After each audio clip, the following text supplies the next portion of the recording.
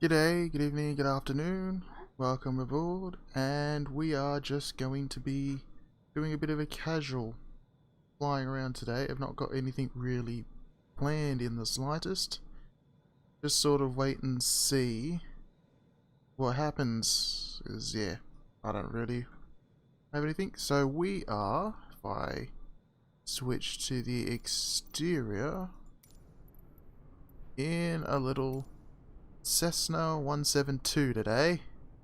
Just a paint scheme that I downloaded for it. I wanted to try painting my own, but I couldn't get the model to load, so that will have to wait for the time being. And, oh, he looks very serious, doesn't he? Just, you know, his job is just to stand on that all day, you know.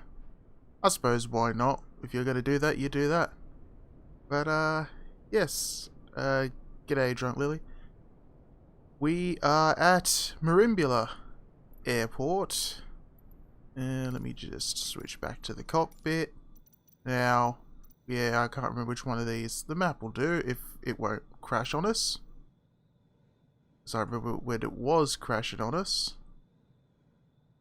So yes, we are at Merimbula Airport in southeastern New South Wales. Is basically the best way to put it.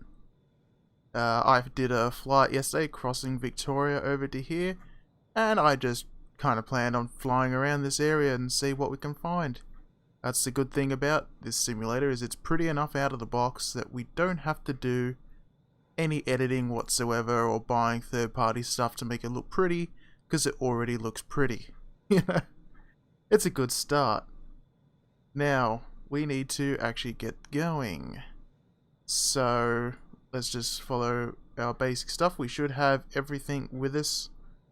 Now, our trim is fine. Mixture out. I'm moving my head, so it might sound a bit different. Magnetos are off. All other items are off. So, we should be all good to go. So, let's make sure parking brake is set. Seats we can't do anything with, so they're all good. Instruments are good. Mixture we will put in to rich for the moment. Okay, so that makes sure that all works. Now we want to start, so we'll crack the throttle a little bit. Make ourselves ready. Now, let's get everything going. So we want to turn our battery and the alternators on. Make sure they're good. Alright, now let's get... Oh, wrong one. Is that it? Yeah. Beacon light on and nav lights on. Turn magnetos over. Get the fuel in. Ah, we held it too long. Let's start that again. You gotta ease the fuel in without being too slow. And there we go, engine running. Now we can switch the avionics masters on.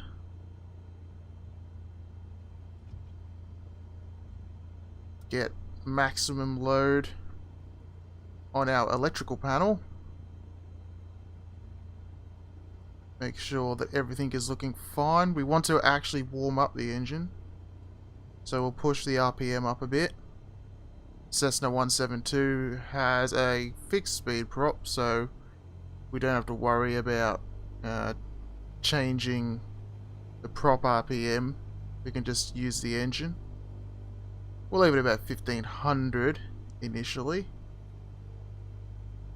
Now, because this isn't a fully advanced add-on, it won't take that long to warm up. Yep, battery looks fine, amperage looks fine, so we can turn some of these off now. We don't need our pitot heat at the moment because it's 15 degrees outside, nice weather.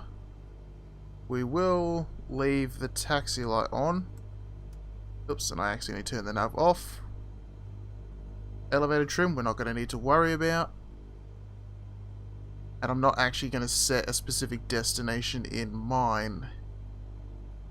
So, I'm just going to, I think, fly south. Maybe see if we can go have a look at Malakuta, the place that was literally on fire about a year ago. And they had to evacuate people off the beach by the Navy. What I think was the biggest, like, peacetime evacuation the Navy's had to do. So that's quite something. We'll drop the engine back. And we'll reduce our mixture because we are on the ground. So we don't want to foul the plugs. Your dad was at Malakuta, was he? That would have been quite the sight, I'm sure. I know I remember seeing the pictures, but we didn't really see much else. The windsock down that way. Okay, so we want to taxi over that side. Oops, I zoomed out too far. Let's get the brake off. Now this guy, I'm sorry, we're not going to use your services today. So we'll push the RPM up a bit.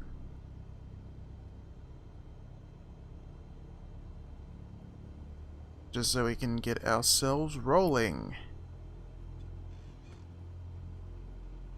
Yeah, our neighbour across the road was involved in fighting the fires. He wasn't over in Malakuta specifically, but he was fighting some fires out in Gippsland. I think he was the ones a bit further north.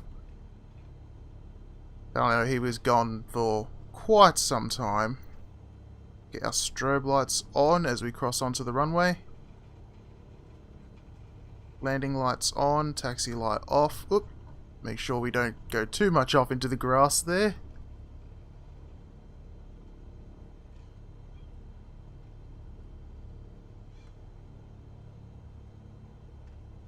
Yeah, I think my neighbour was mostly doing the fires. Yeah, sort of the one that was up near the border with New South Wales that eventually joined up and became that big mega fire. I know he was involved with that. Not good times, to put it that way. Put the mixture to rich. Laps we will set 1 notch.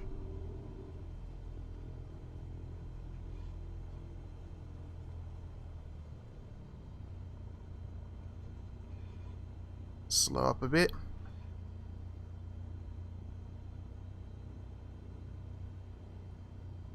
We won't need all this runway to take off, but we'll use it because we've paid for it, in theory. And we've paid for it, we're going to use it.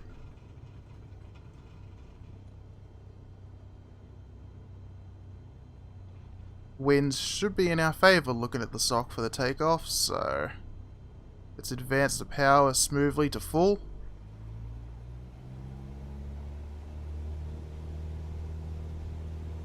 Here we go. Try and keep ourselves on the center line. Easier said than done. I find the controls on this are a little bit sensitive, even with me having played around with them for ages. Like the rudder, I find, is still a little too sensitive for my taste. Yep, we want to sort of hold around 70. More or less.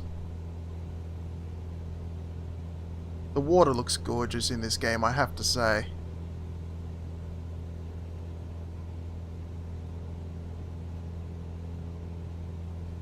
Climb up slowly. We'll get a decent bit of altitude first before we put the flaps up, just to be on the safe side.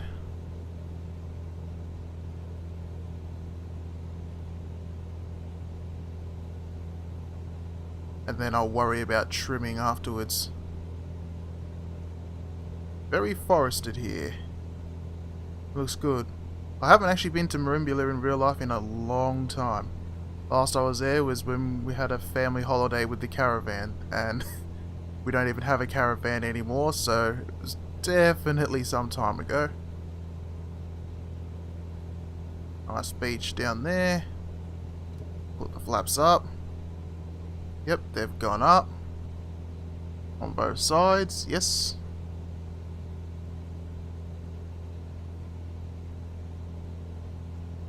We are climbing a little quick, but it's fine. One thing about the Cessna that's really nice, the great visibility. I mean, out the front, no struts, which is handy. And then, of course, out the sides, because you've got the nice high wing, you can see below you pretty damn well. Like, you know, you can't really do that with a Piper with the wings below you, because you'd just be looking at the wing. Which isn't quite the same.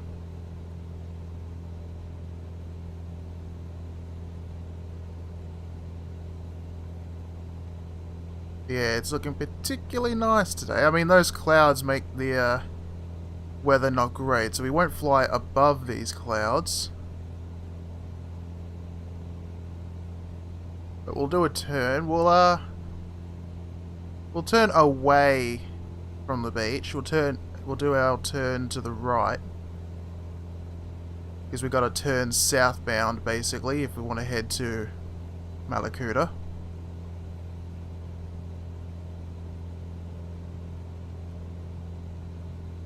There's no one around us anyway, so we're all good.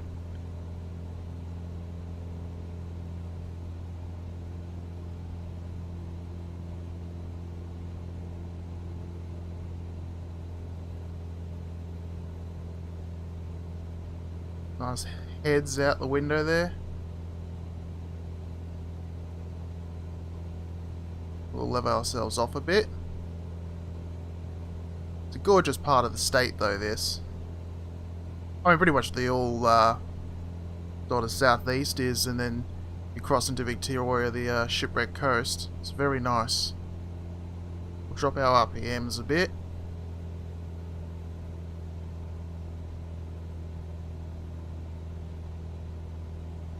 I'm not following any particular references here. I haven't actually flown a 172 in real life. Only one I've flown in reality was a 152, which is a little bit smaller than this. It is in the game, but I wanted to fly the bigger Cessna. It's not my favourite Cessna, but it's a nice one nonetheless. Crossing 3,000 feet, or a little bit above that actually. Now we want to head on a heading, what do I want actually? It's going to be sort of, what, about 190-ish? Something like that. So somewhere like this is going to more or less put us in the right direction. I'm basically just going to follow the coast. I'm not going to fly directly there because I don't need to. And I don't think we'll climb any higher than this. We'll try and level off at 3,500 maybe.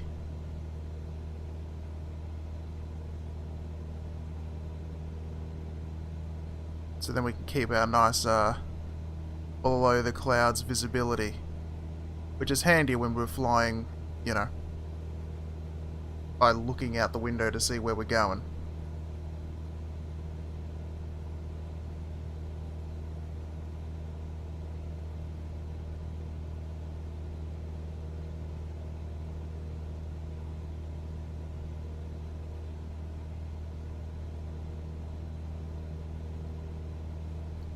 Slow up our climb a bit.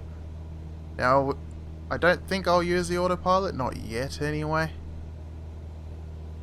Just because I don't really need to on a plane like this. You can almost just let it fly itself when you trim it nicely enough. We'll drop our power back into a bit more of our cruise power. That'll do. And we'll also reduce the mixture a little bit. We'll lean, which gives us a little bit. It's about there. All I'm doing really for the leaning is I'm just adjusting the mixture lever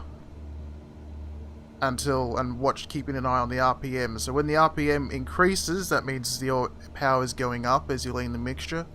As soon as it starts to drop, that's when you know that you've leaned it too much, so that's when you've got to sort of put it back in. There is better ways to work it out, that's just the way I do it. Leaning in flight sims is not quite as effective as it is in reality. It's, you know, in sims it's very much a linear thing, whereas in the real world when flying, it's not quite the same. Not that I can really talk that much about real world, because like I said, I haven't done a lot of real world flying. We'll turn the landing lights off.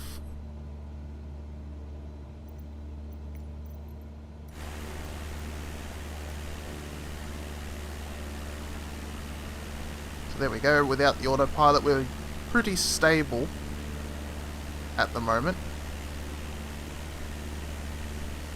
Love these hills. I was getting buffeted by them a fair bit last night though.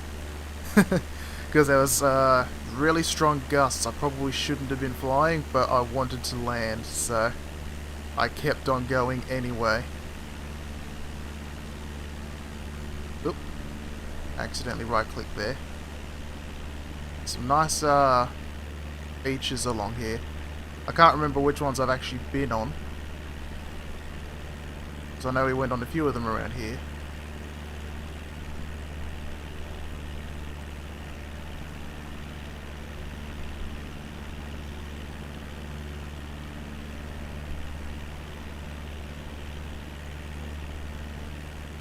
It's very different flying in this part of the state, or the country even, compared to flying closer to, say, Melbourne. Melbourne, you just see the sprawling massive buildings everywhere.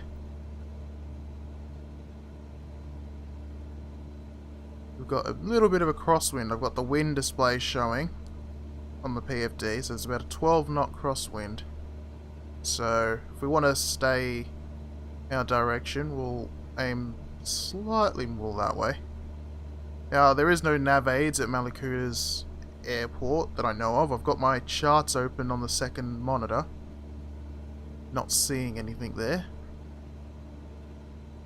Because, you know, I've been very thorough with my pre-flight planning of jump into the plane and see what happens.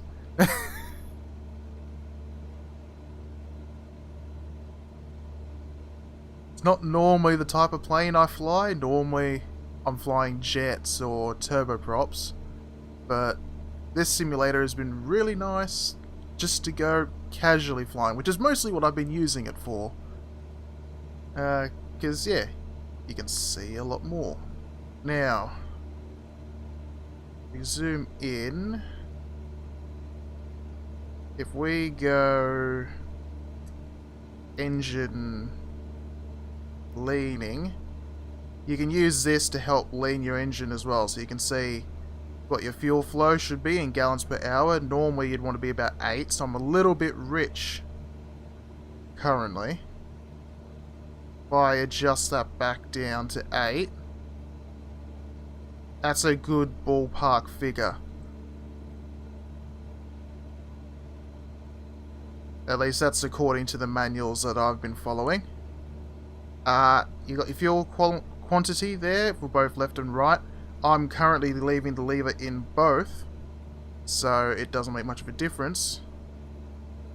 But that's one of the things you can use. And then here you can see how much fuel I've burned, how much is remaining, and then how much we're burning. Oil PSI, so our oil pressure, and oil temperature, which are all fine. We've got a slight bit of buffeting and we've descended, so I'll climb back slowly. Put on a bit more power as we do so. I'm not going to go full power because we're not doing a proper climb, we're just sort of doing a lazy cruise up a little, so to speak. That's what our vertical indicator here shows. Now normally I prefer steam gauges, so the round dials, but I decided to fly the one with the screens today. It's a little bit more awkward to use because you got to press little buttons and rotate these little wedding cake style dials. But it works. Oop.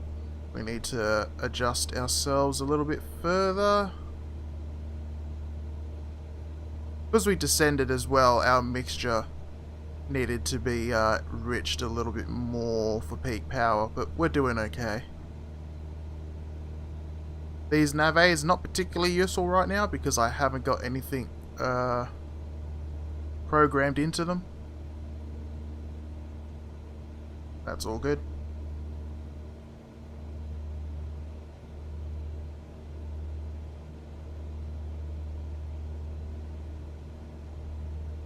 It's like if I really wanted to, I could just chuck in our destination into the computer systems, the GPS, and then that'd show us exactly which way to go.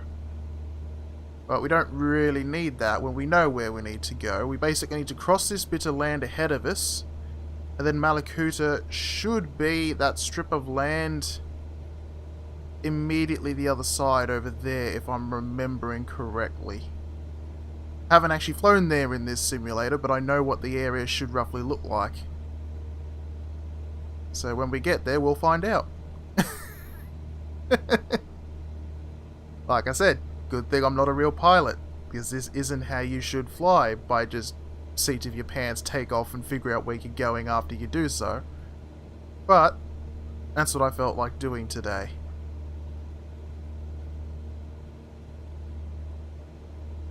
Our airspeed is fine, in the green, a little bit on the lower end perhaps, but we're being fairly economical,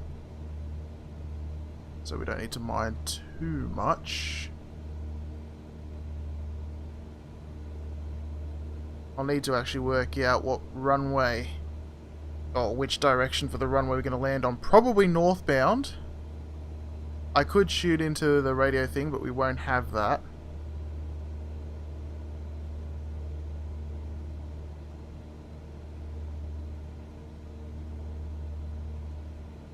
Because it's a smaller airport.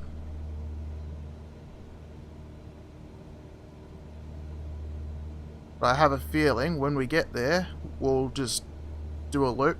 If we can see the windsock from the air, we'll have a look.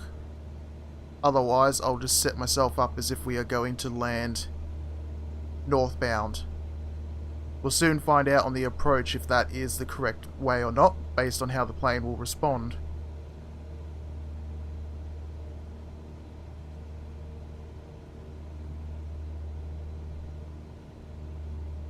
Slight bit of buffeting as we go over the hills, to be expected.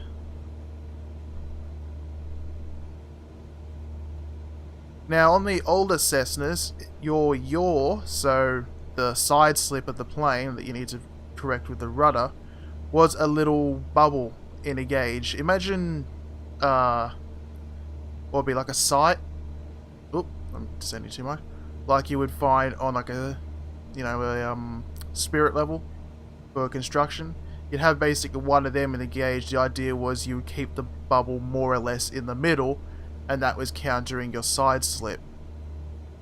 Now, in this glass cockpit version, that is actually indicated by the line here. See, you've got this triangle and then the line below it. Oop, I'm climbing too much.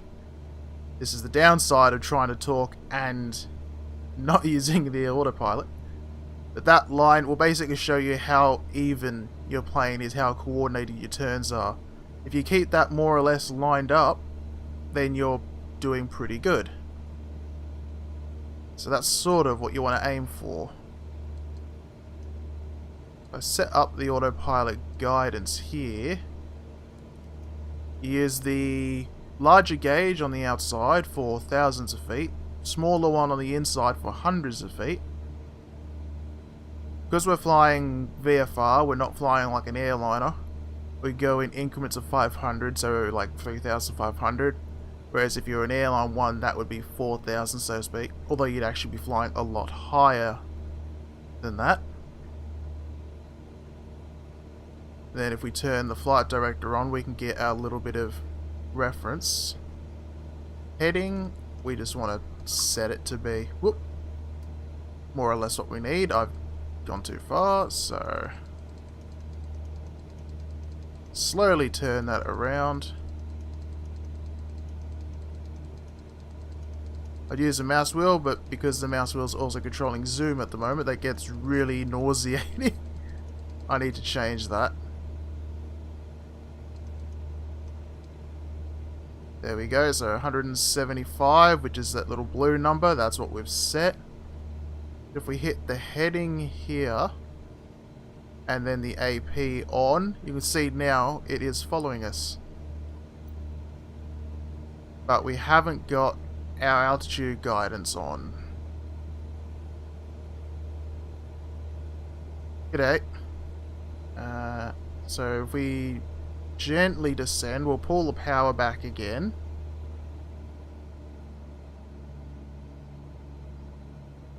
Because we're descending anyway, we don't need the power on as much as we had. And that's just the basics, effectively, of how the autopilot system works. It's basic, but it does the trick. I mean, in the real world, not many of these Cessnas would even have an autopilot. Not many of them even have this glass cockpit, to be fair. So, finding one with this particular setup would be quite the occasion. But yes, as we cross over this headland, we should see, hopefully, the little airstrip that we're aiming for.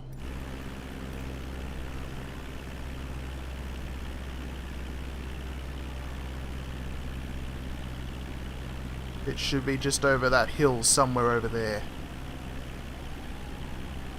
You see how much the plane's twitching around at the moment. That's something it's taken a bit of getting used to with this plane. Is like the bigger planes I'm usually flying are a lot more stable. I tell you what, you wouldn't want to crash land in this area.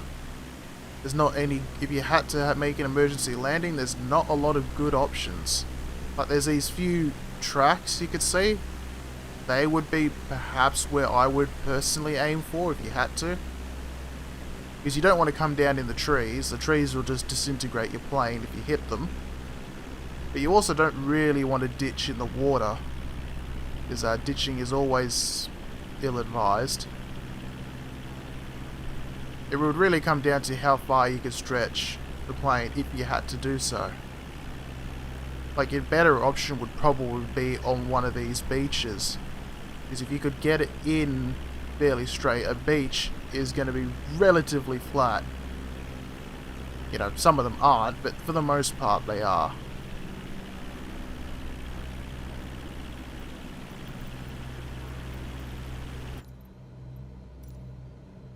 Yeah, I've been flying flight simulators for, what, almost 20 odd years now, off and on. So, hopefully I've learned a little bit about planes in that time. As for the hardware I'm running, this is, what is it? It's, trying to think, an i7 8700K, overclocked to 5 gigahertz if I remember right. It's 32 gig of RAM and RTX 3080 that I got. Fortunately, not long after their launch, I went for a less popular model and I managed to actually get one, which I'm so pleased with. Especially given the ridiculous pricing that they are at these days. And what else is there?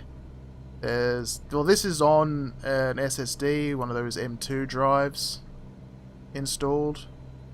What else? I'm using a Virtual Fly Yoko flight yoke to fly with. I do have a couple of joysticks, but I like to use the yoke for this. And then the old Cytec Logitech X55 throttle is what I'm using for this right now. I also have a Boeing 737 style throttle quadrant by Flight Sim PM.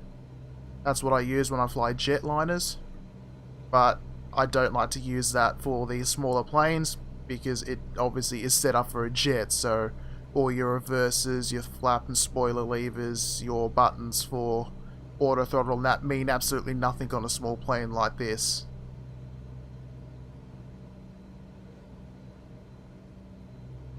Yeah, the 3080 I've got is what, it's a Zotac. It was like a Zotac, like Trinity OC or something like that they were called.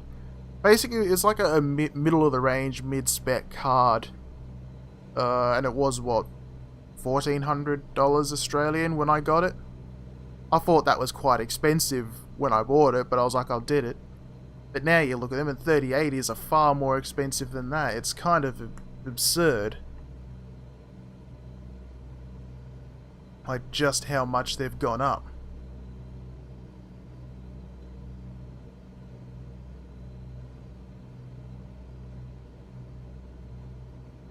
Oh yeah, those specs should run the game pretty decently, I would have thought. The 3060 Ti especially, I would have thought would run it pretty well. I mean, I'm running this at the moment on Ultra, but I'm also running it in a smaller window for Flight Sim, because obviously for streaming, I stream in 1080. Oh, I'm going to disable the autopilot now because it's being silly on us. It's really dropped our speed back. But, yeah, what was I saying? I've lost my train of thought. But yeah, normally, let's push our power up. I would use, what's the resolution? 3840 by 1600 or something it is. I don't know, it's an ultra wide screen, 38-inch Acer curved ultra wide. So it's not quite 4K, but it's between, it's higher vertically than a traditional ultra wide resolution is. Which is one of the primary reasons I got it, is because of flight simulators. But I can't use all that real estate for this while streaming because it would look weird. And also because it's nearly but not quite 4K, I do have to push the settings slightly lower in if I'm running it at that resolution.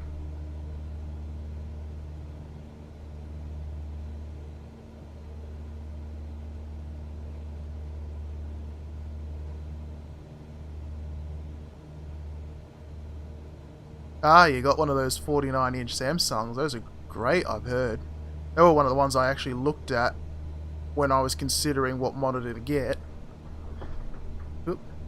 Oops, I moved my seating and it jumped the camera. But, yeah, I was looking at those. In the end, I didn't go for it, but I've heard they're pretty good. I prefer to have it at about, well, I'm averaging about 60 FPS at the moment, because I sort of prefer the higher 1/30. I already have a prepared 3D if I want 30 FPS or lower on my flying. So for this one, I prefer to have it a bit higher and slightly less pretty. Let's recalibrate track IR a bit, because I've moved my seating position slightly. There we go.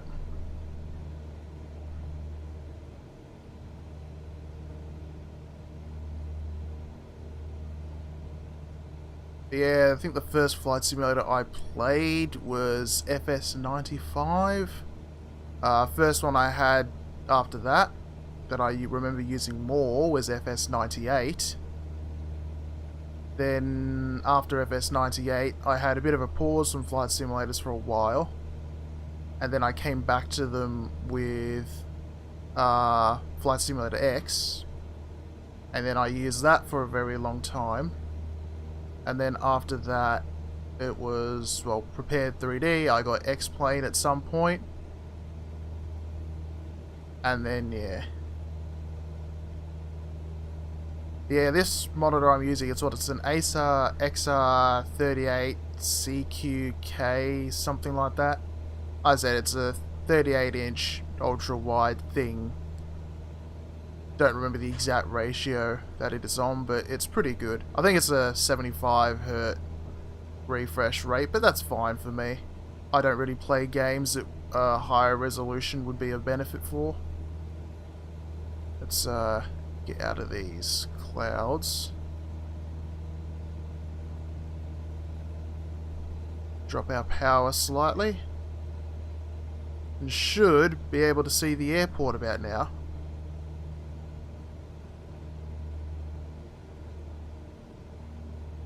There we go, 2300 RPM. Little on the higher end maybe for cruise, but it'll do.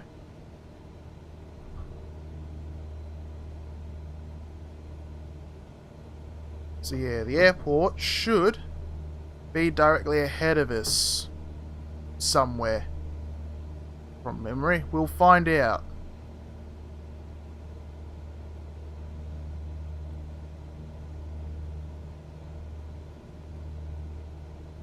Ah, you played the Sublogic ones. I heard those are interesting. You can actually still play them too, even if you don't have the original hardware anymore. You can play the Sublogic ones, and even like Flight Simulator 3 and that through archive.org. They have a bunch of old games that run in your web browser, including the old flight simulators, which is kind of cool. Plus it shows what, you know, a web browser can do these days.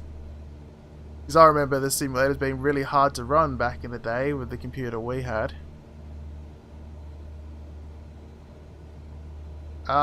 Favorite plane in Flight Simulator? I don't know. I don't really... It's hard to say because I changed so much. Like in Prepared 3D, it would be tied between probably the A320 and the 737 just because I like flying them on a lot of routes.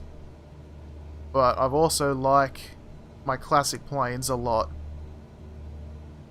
Like, you know, there's the DC-3, the magnificent Manfred free DC-3 for Prepared that I really love flying. A2A's planes I've flown a lot. In this simulator, I've been using this Cessna 172 a lot. The Icon A5, I've been using that a bit too. Reminds me of the old MS Flight in a way too, because, well, that was in that one. What else? There is the Mooney, the Carenado Mooney. I got that because I love Moonies. They're nice and fast. And they look cool. And I think that's about it. Oh, and the Cessna Caravan, the Grand Caravan, because I like flying those things. They're one of my ones that are favourite from the old days in Flight Simulator 2. I had the Carenado in Prepared for that as well. Now, do we see a runway anywhere? There should be a runway somewhere around here.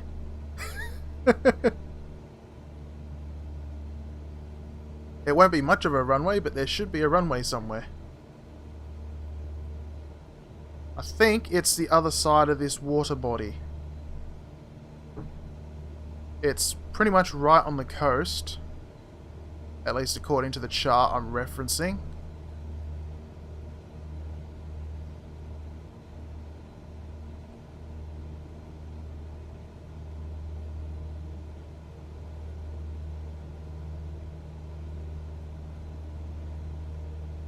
What's the temperature? We're actually a bit low, so we might turn the pitot heat on, just because cold temperature plus clouds means there's a risk of icing. We'll pull back the power again because we've descended.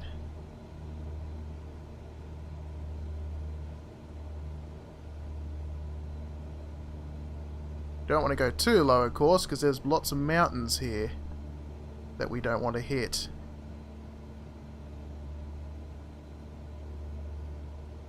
'Cause But yeah, there's so many good planes in Flight Simulator. It's hard to say. And I got the, the Premium Deluxe or whatever they called it version of this that has all the extras too. One of the reasons I did that was because of the Cirrus.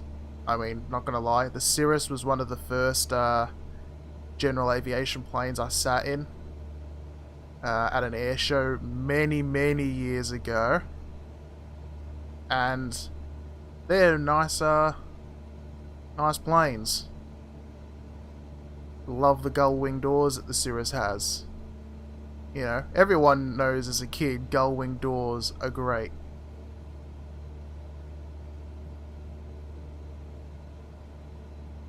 Might take a little while to fly from Malakuta to Hamilton Island in a Cessna 172. I'd either have to swap the plane for that or just move over there. Probably I would just move over there because flight time from Melbourne to Brisbane is 2.5 hours at least. And then Hamilton Island's about another hour and a half to 2 from there, so you're talking 4 and a bit hours, which is a little bit too much in a jet.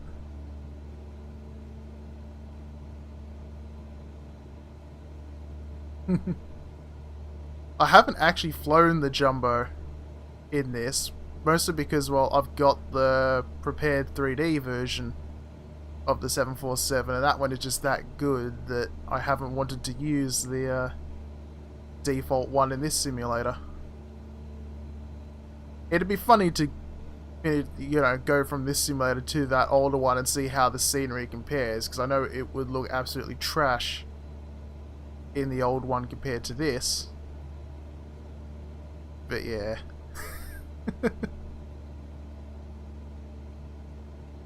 Well, that is Malakuta up ahead.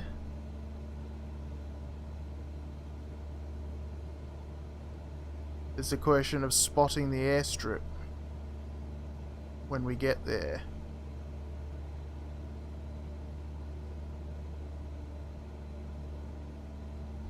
A little bit bouncy because of these hills, but it's all good.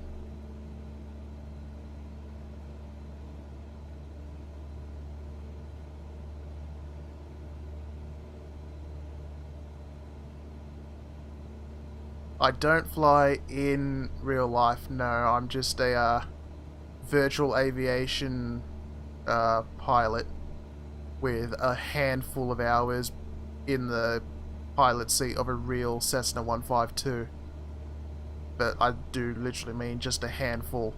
Because unfortunately I get quite badly airsick.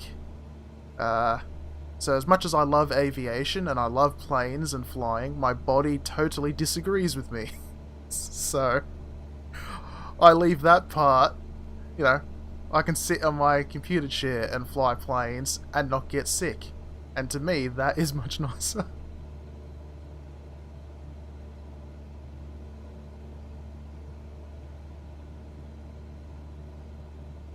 Maybe I should head out towards the sea, but I sort of want to head to the west of the airfield so I can look to it out of my window, as opposed to trying to look across the plain to it.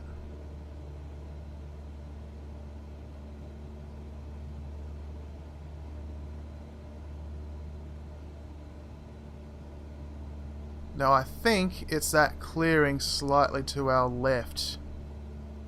I don't know if you could see that. There's this bit over here.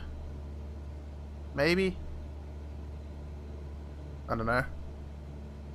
I'm sort of aiming in that general direction. And we'll find out. Yeah, I should try the default Jumbo at some point. I know it won't be as good as the PMDG in Prepared is, but, I mean, in FSX I used to fly the default 747 a lot. Usually I'd fly it from Melbourne to Auckland or so, you know, somewhere that you definitely didn't need to send a Jumbo. Just because, well, I wanted to fly it, and for me, an international flight meant using a Jumbo, because that's what I flew on as a kid a lot.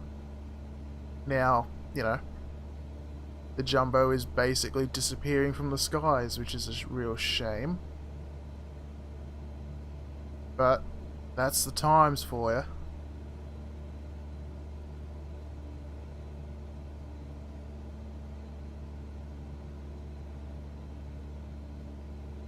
Doesn't look too badly burned by bushfires here in Sim compared to real life. Although I imagine it's probably grown back at least a bit by now. Nature has a habit of very quickly healing from those fires. The navigation map now shows the airport we're aiming for right at the top. So I was correct, that is where we're looking for.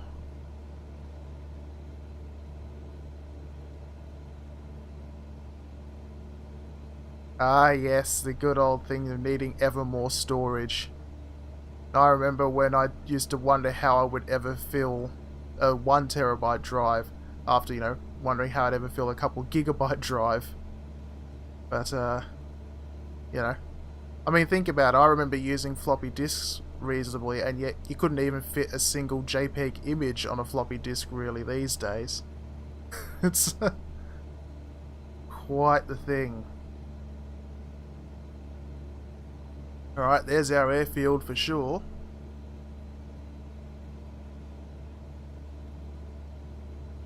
Looks like we have got a headwind in the direction we're flying. Unfortunately, there's no runway in that path. So we're going to have to land with a bit of a crosswind. Let's get mixture to rich. Let's turn landing lights on. Reduce power. And we'll go for a landing. I'll probably stuff it up because I haven't flown this approach. Like, I'm already kind of too high. But we'll see how we go.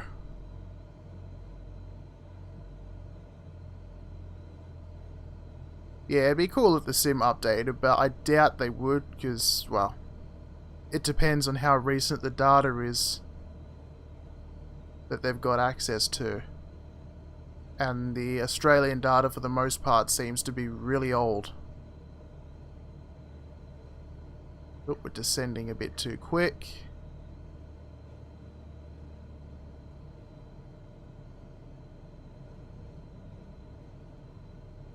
Try and slow down a little bit more.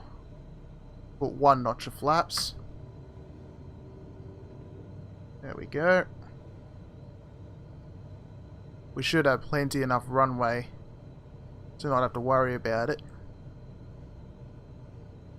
Yeah, we got what, 14 knot crosswind and 13 knot headwind right now, so higher crosswind than the Cessna is actually rated for, I believe. But we're going to try it anyway because this is flight sim. We don't have to fly it like you would in reality. Ah, fires like as if they were burning. Yeah, that reminds me of, there was an add-on for FSX back in the day that did that. Ooh. You had like actual fires and firefighting. That was quite impressive. And I'm sure you could make that work with the modern one, so you could have like the whole firebombing thing again.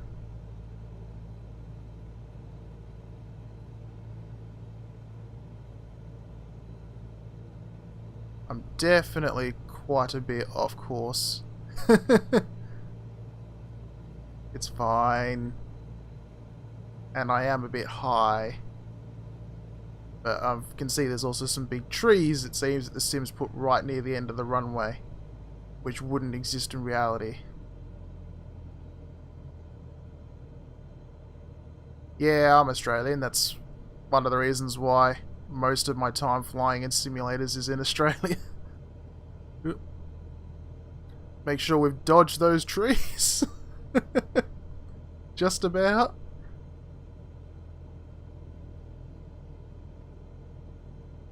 And see if we can not float too much. I'm not good at landing the Cessna. Yeah, we're floating. Try and not bounce. Oop, drift off. There we go. Could have been better.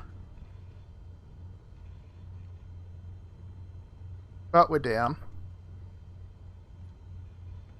And I saw the fueling was over there, so we'll put the flaps up. Reduce mixture, now we're on the ground. Strobes off. Landing lights off.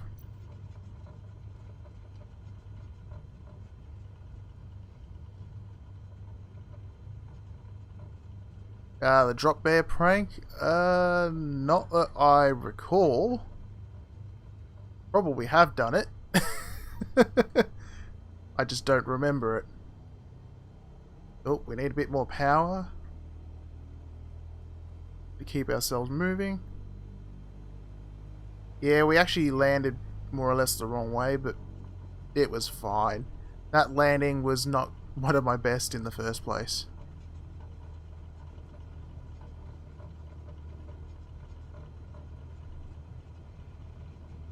We'll taxi over. I like that according to the sim we have this nice asphalted parking area, but I can pretty much say that the real thing won't be anywhere like that.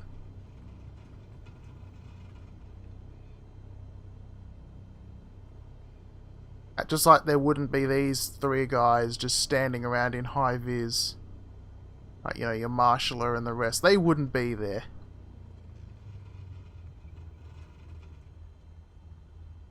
There you go, dude. I'm not parking in your spot, but I don't care. Alright. Park brake on. Pull the mixture out, so that way we don't leave fuel in the system.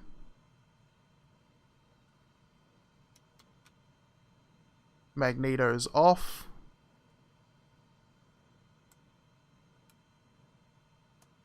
Turn all our lights off. Avionics go off. And then we would turn the master off as well.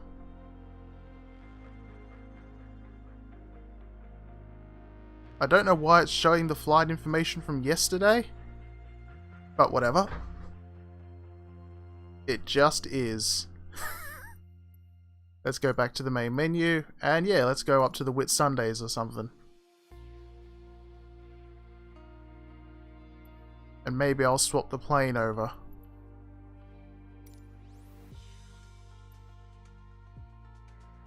Now, do I want to go Hamilton Island, or do I want to just go wherever?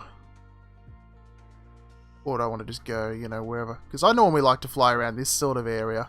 Like, you know, Palm Island and co. It'll actually be in my, yeah, my search history. Yeah, let's just put Hamilton Island in as our starting point. We'll just start wherever. That'll do. Now, what do we want to fly there? There's just a few planes to go through, so... Seaplanes are actually quite useful for the Whitsundays. Mostly because then you could land literally anywhere you like. There's the Baron, which I've painted already. That one's nice to fly.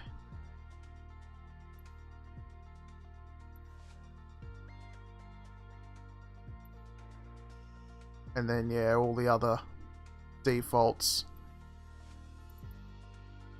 I could grab the Mooney, just because I like the Mooney.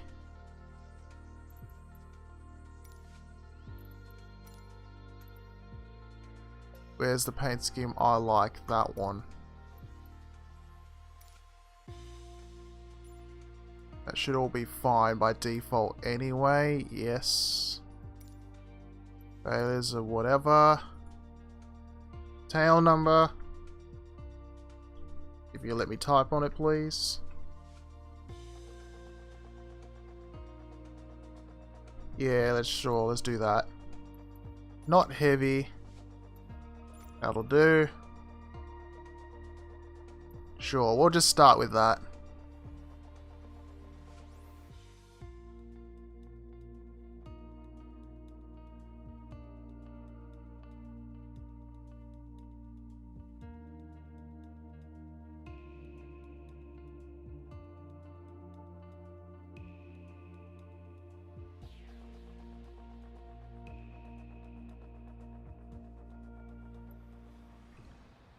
There we go.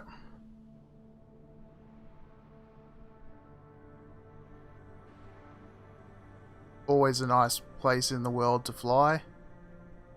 Normally I fly to and from this area. To and from like Cairns and whatnot. I like that it's called the whole thing Forest Slate for some reason, because that is one of the liveries that's installed. Yeah, see why I like this paint scheme? Green and gold, the Aussie colours. And Moonies just look nice in general. Bit of a drop there, I wouldn't trust that. We go to the external camera.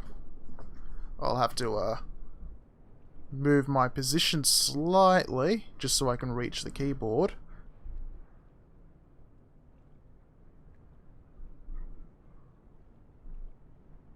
You can have a better look at the plane. Do our walk around, so to speak. Although I might need to turn the speed down because the speed's a bit high. There we go.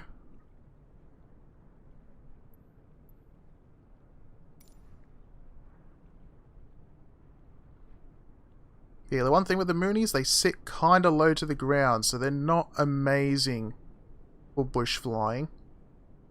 I mean, you can do it, but they're not really ideal for it, if you know what I mean.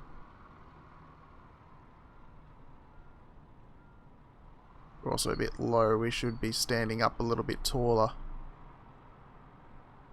And Carenado always do a nice job modelling their planes. This is no exception. Although, like I said, this is one of the downloaded paint schemes.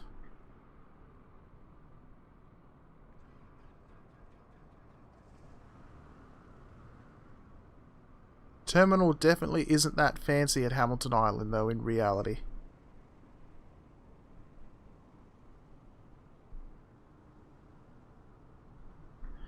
But oh well, let's hop in. Good old-fashioned gauges in this one.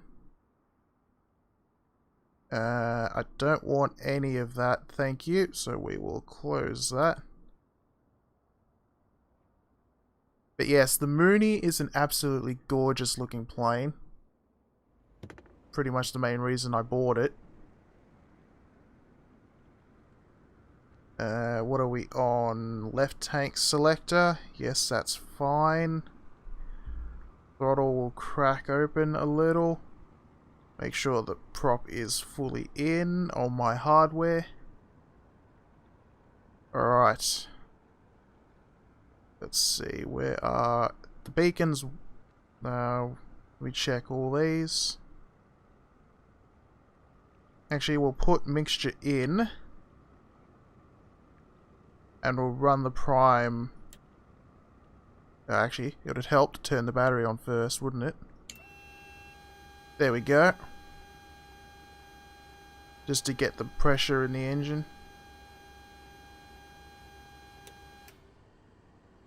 Now we can pull the mixture. Oop, wrong dial. Get the mixture out. Cancel the caution. Nav lights on. Beacon lights on. Recognition lights may as well be on.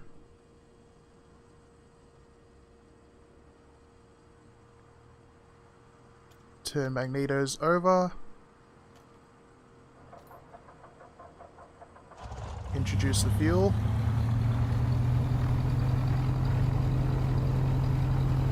There we go. One reason I really like the Mooney in this sim is because this cockpit layout's really nice. It's got all the information you need directly up in front of you. Alternator can go on, avionics can go on. There's our autopilot.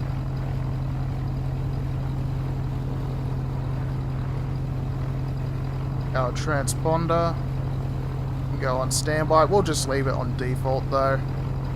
There's more for our actual autopilot unit.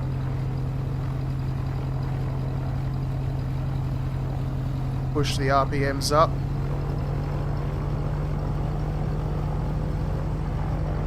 Let the engine warm up.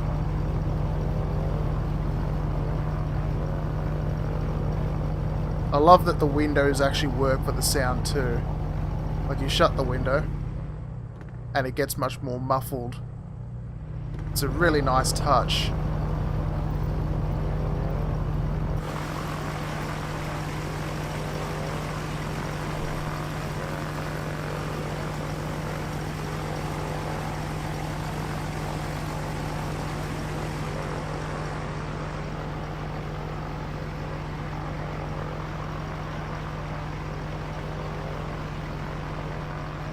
There's a keybind to just move yourself higher. However, because I use track IR, it tends to just readjust anyway. I try, because I've got track IR on, it's probably not going to let me adjust it. But I can just move my position like that.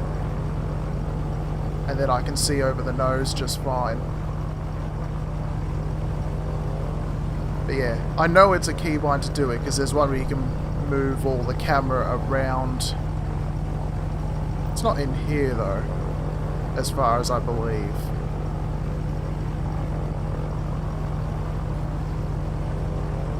Because you got like these preset viewing positions.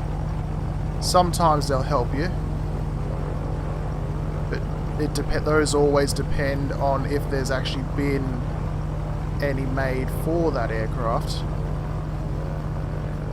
Same with these ones for like stuff like the rear seats.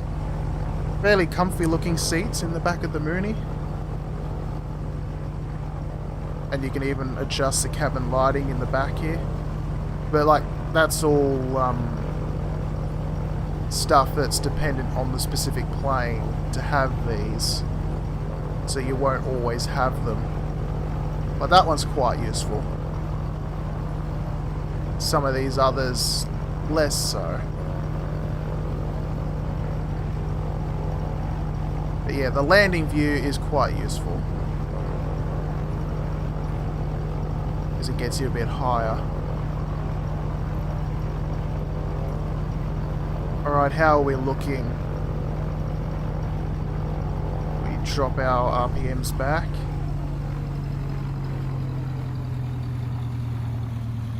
And we've leaned our mixture a bit.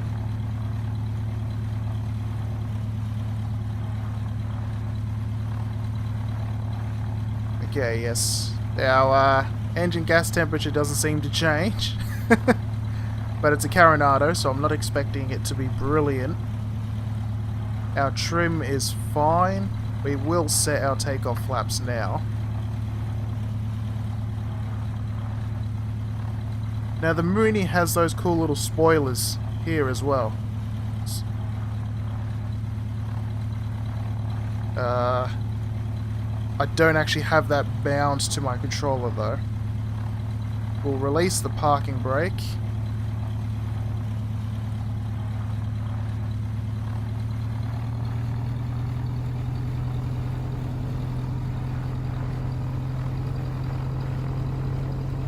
And we'll get ourselves moving.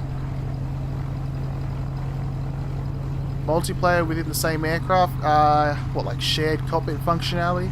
That exists in the older simulators. I don't think any plane in the new one yet supports it.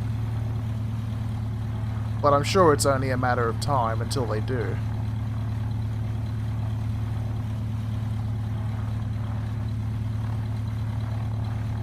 Whoop. Ground handling is a little bit sensitive, but that is not unique to the Carenado. Windsock was showing we need to head to the other runway. Now, I haven't got an airport chart open, so I don't actually know from memory if I can get on the runway this way, but it's the way we're heading.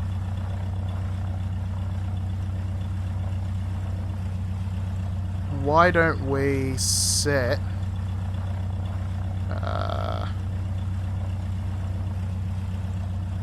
1137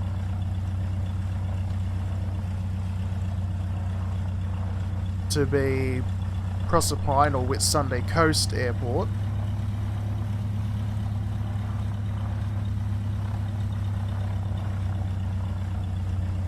And what's the course gonna be? 241 apparently.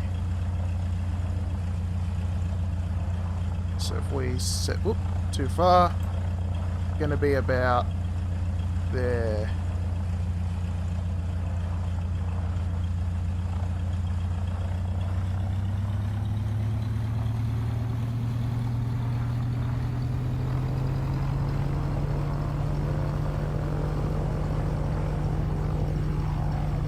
Yeah, it's the one thing the Mooney does really nice too is the sounds. I know I've said that already.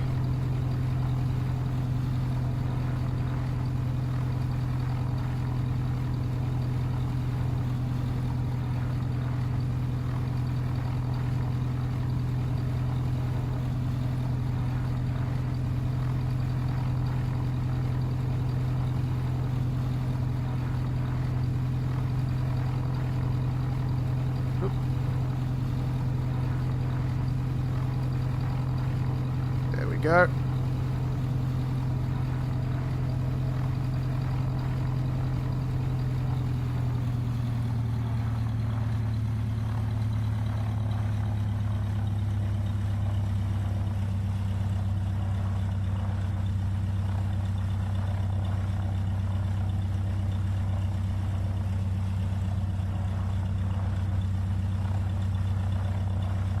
We're definitely not going to need all this runway. I mean, this runway takes jets that fly down to Melbourne and such.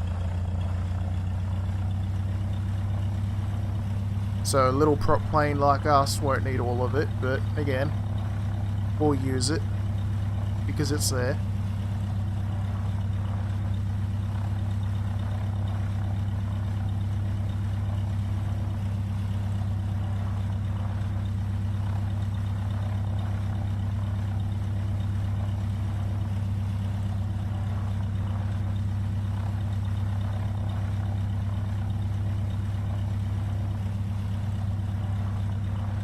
We'll shut the window now. As we are going to take off.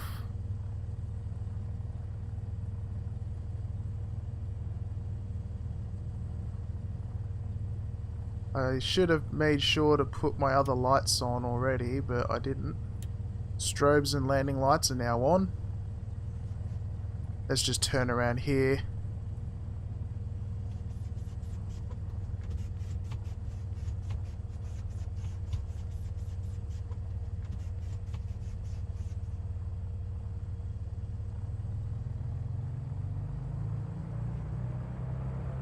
Smoothly advance the power.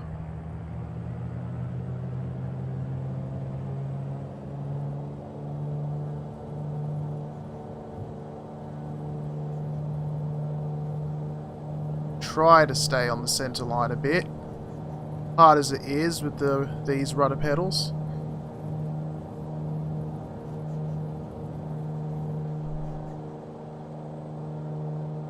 There we are, airborne.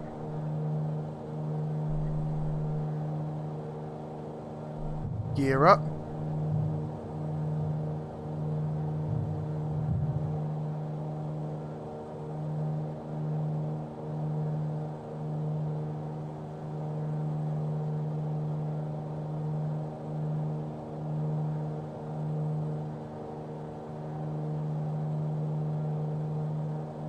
Some 2D boats there in the water. Looks a little bit strange.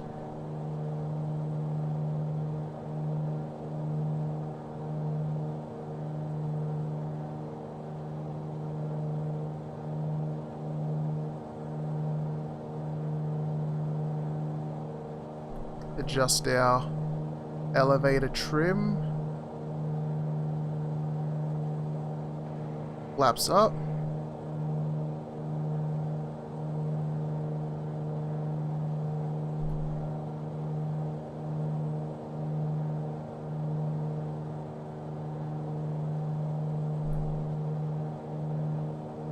Try and get ourselves on a stable climb.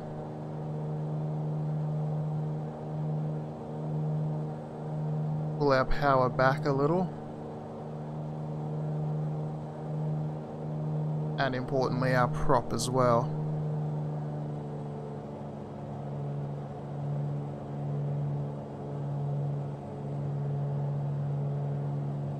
There we go.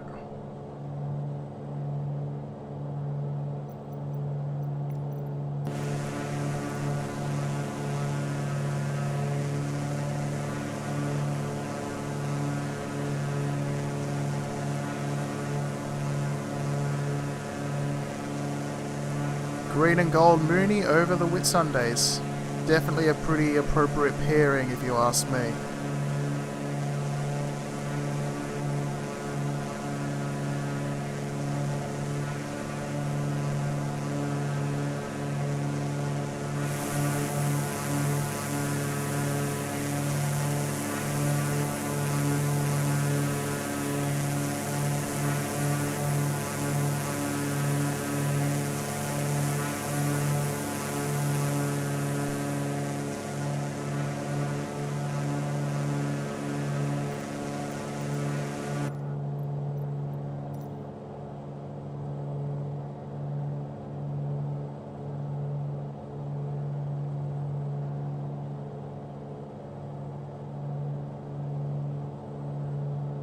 Now we'll fly ourselves onto an intercept with the VOR that we have programmed in. Not that I'm really particularly worried, but again, that leads us to a pretty good destination. Lean our fuel a bit.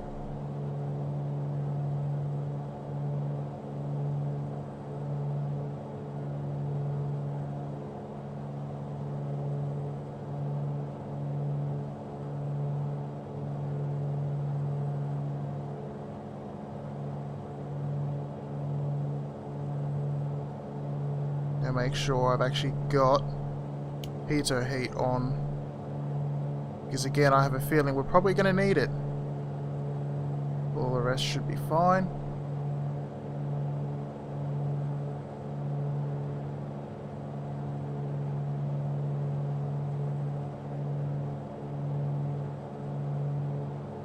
Oh, that was a sudden climb.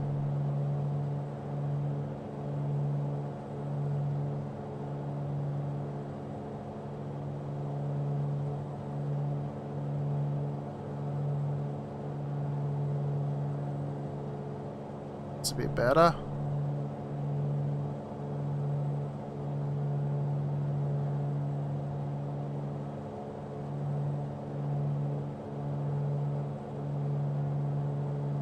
You usually don't want to fly into clouds like those, especially not in a smaller plane like this.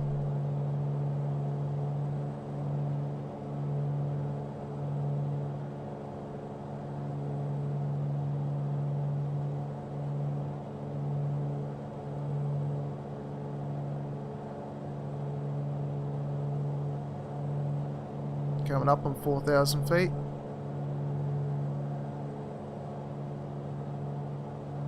Yeah, because those clouds look pretty turbulent.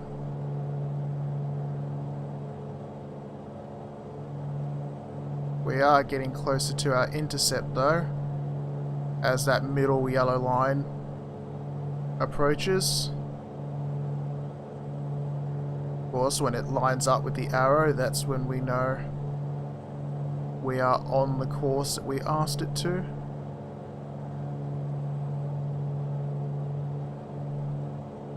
Going through clouds in this is much more immersive than the old Sims are. You know, the benefits of volumetric clouds compared to the old school 2D clouds that we were used to. Or no clouds for quite some time.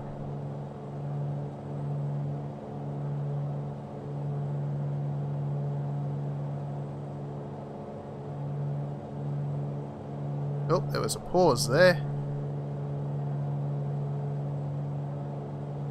Now let's turn towards our course.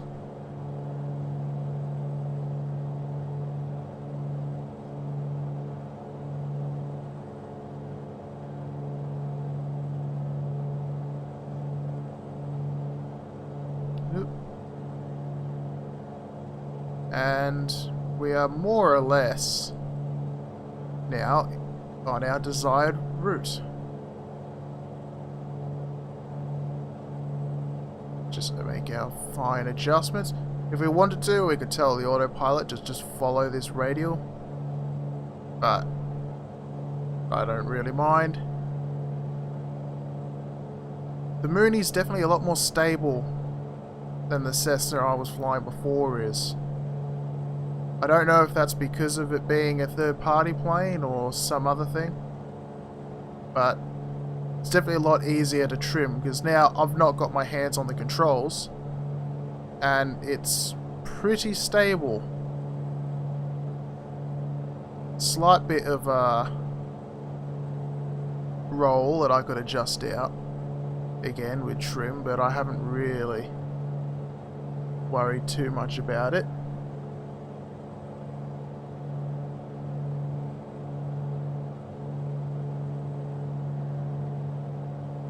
Keep accidentally climbing. It's fine.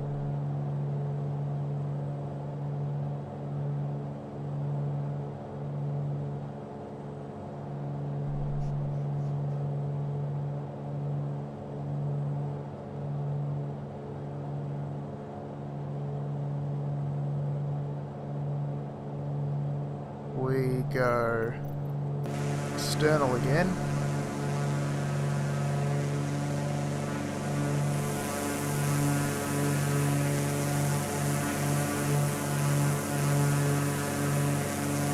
Definitely twitches around a lot less.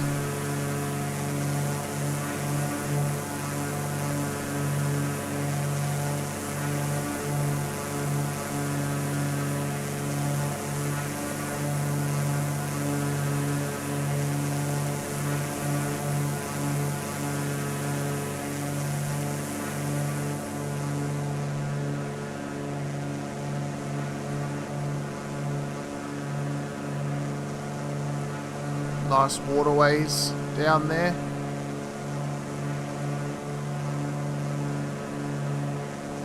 Interesting patterns.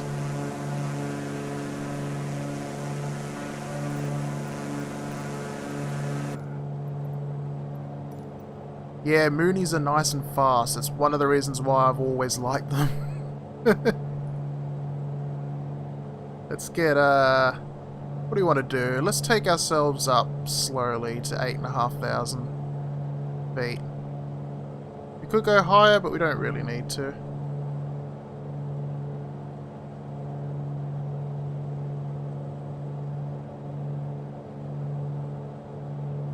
Or, no, I'll set it to 7 because I don't really want to climb that long. Once we reach this, we'll change our track. We will head... I don't actually know which specific rate it will be. I haven't done the maths. It's sort of northerly to head towards Bowen. I think that might be interesting.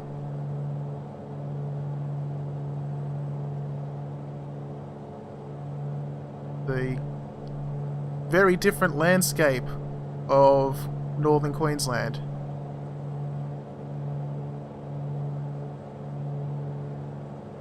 Australia Zoo might be modelled.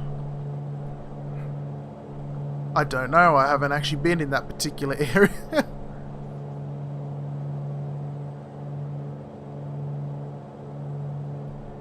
Talk about that poem, The Love of a Sunburnt Country. And he wasn't talking about just the people. Come off course slightly.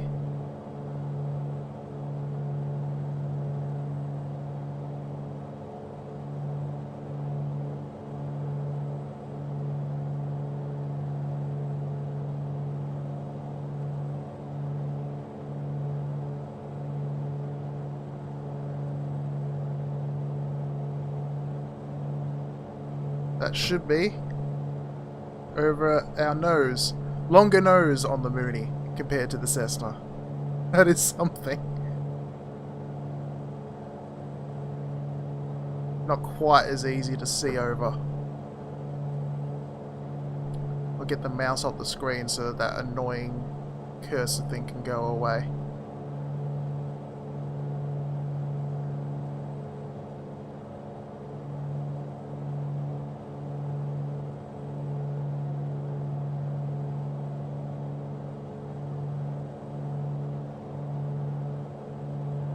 Ah, you flew around Uluru/Ayers Rock. Yeah, it's not somewhere I've actually flown around in this version of the flight sim either yet. I probably should, I just haven't. Now we want to actually change the course. I think we're going to want about 3:15, roughly, as our outbound. So we'll set it to that.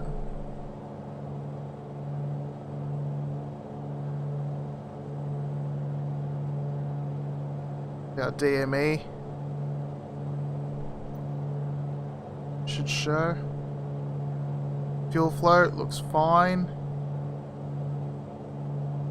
DME, yeah, we're 1.3 nautical miles, so yeah, we're basically over the top.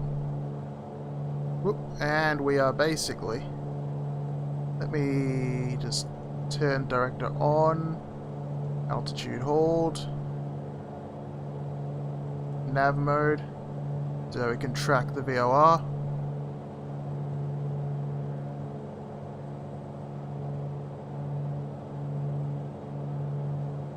And we should be all set. I have found the autopilot has a tendency to overcorrect.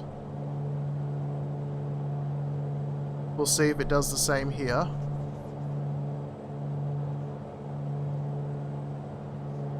But I have a feeling it will.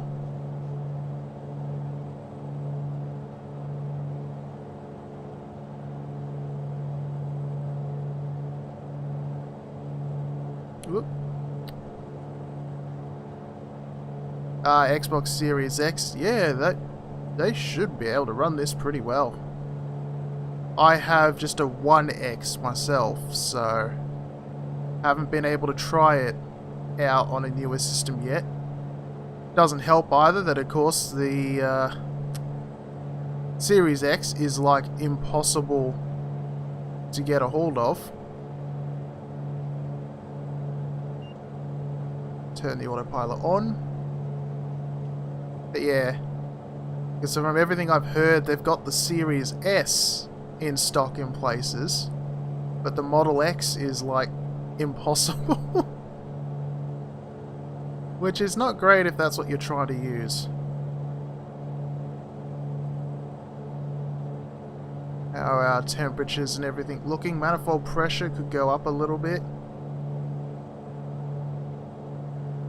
Normally I like to cruise around 23, 24. RPM is fine, although we could drop that back a tiny bit. So our temperatures are slightly high according to this. Oop, somewhere about there is on the borderline.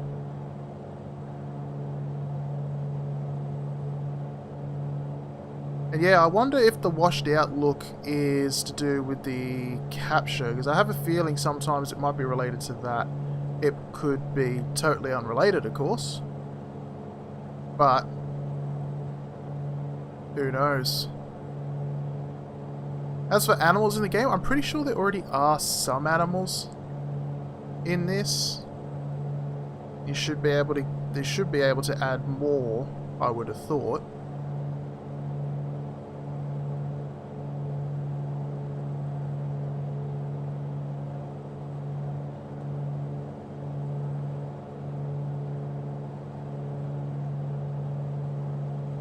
Let's get our nose up a little bit.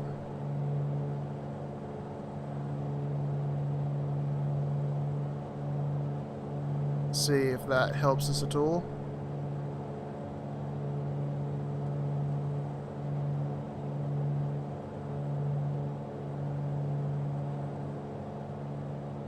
It's literally only 100 feet. We could probably go higher, actually. Yeah, we'll do that. We'll go up a little bit higher because it's sort of right on the top of these clouds. I'd rather be above them.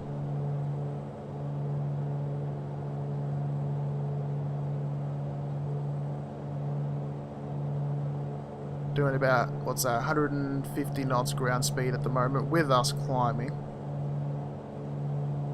Let's slow our climb a little bit.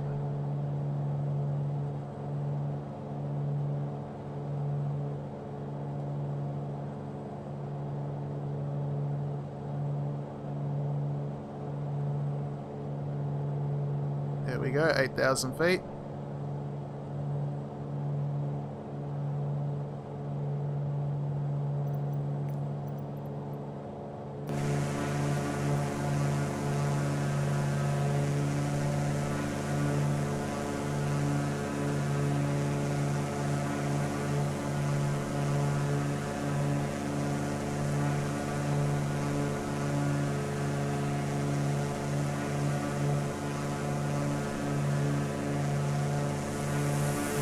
Problem with clouds, you can't see much below them.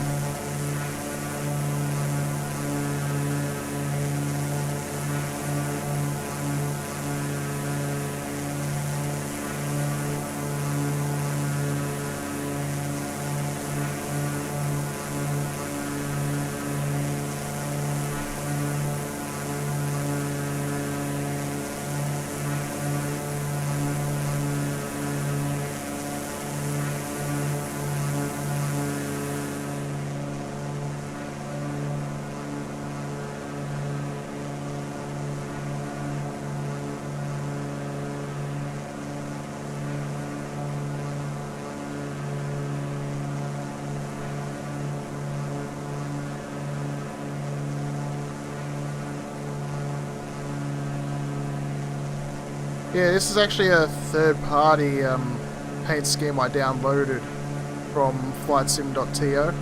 It's just a recolor of one of the Mooney's default schemes, but it just looks so nice on the plane. Like, I mean, seriously, it just matches the design of this plane, in my opinion. Let's jump back to the cockpit. Yeah, we haven't really pulled the prop out much, have we? But we haven't really needed to either.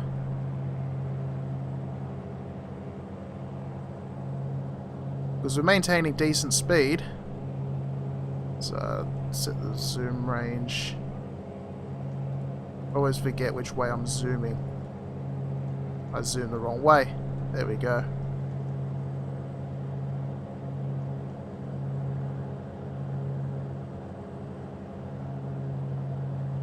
$10 outside, not bad.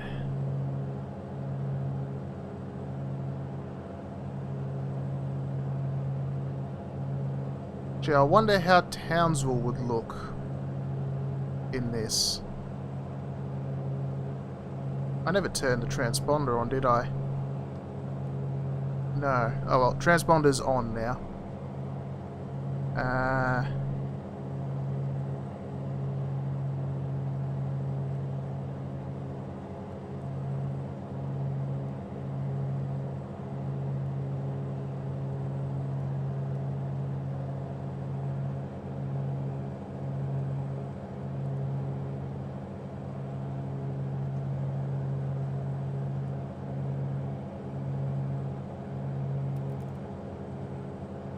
276. From Bowen, it's going to be what? A bearing of 292.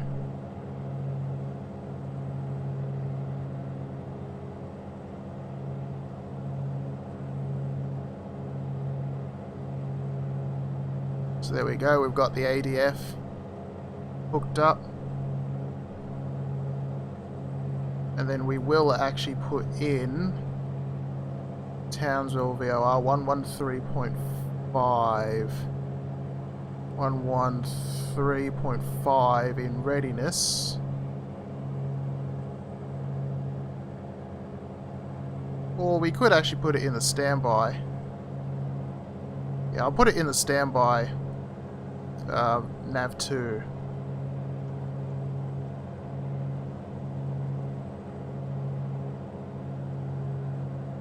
Hopefully we can pick that up. Then that'll be what? What did I say? From Bowen, it should be roughly 292 once we get there.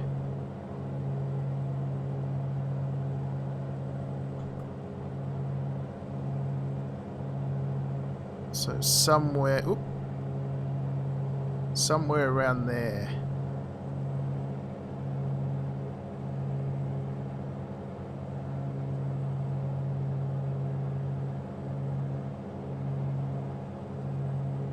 Make sure our heading indicator is aligned with where we're currently flying, which it is.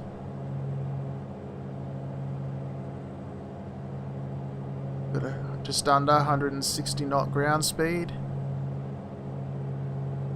Or what's that indicated? About 145? Yeah, about 145 indicated just under.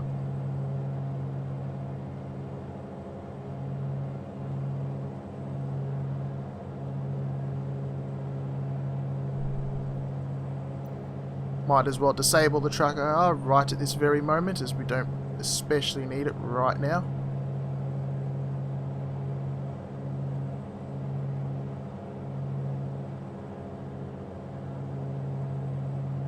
I could actually put it in the GPS, couldn't I?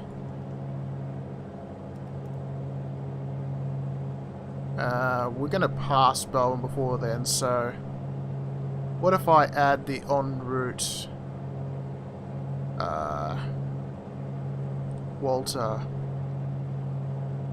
I don't even know if this will have it because I haven't updated the nav data. But we'll see.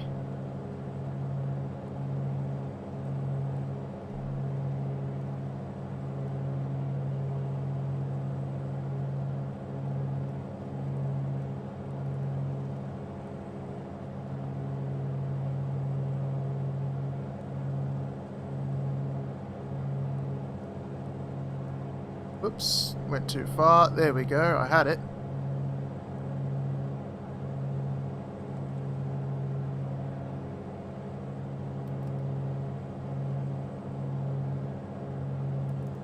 I don't think it knows that right one though.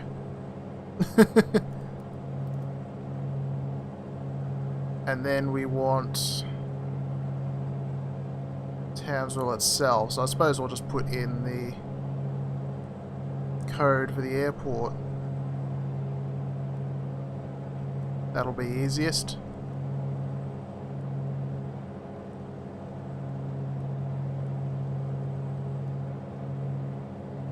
Bathurst, maybe a little bit far to fly.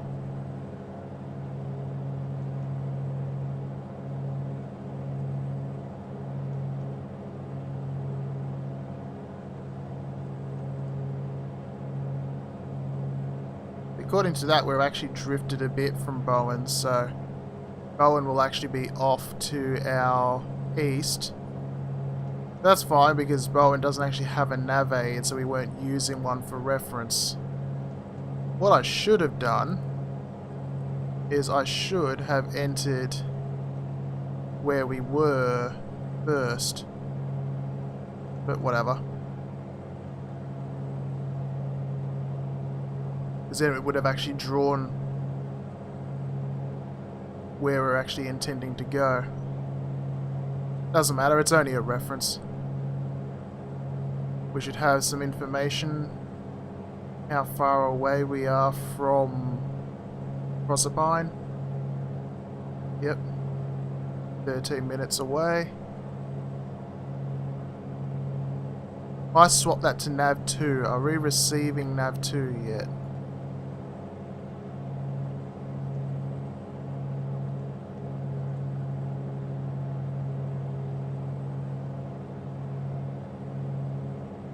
No.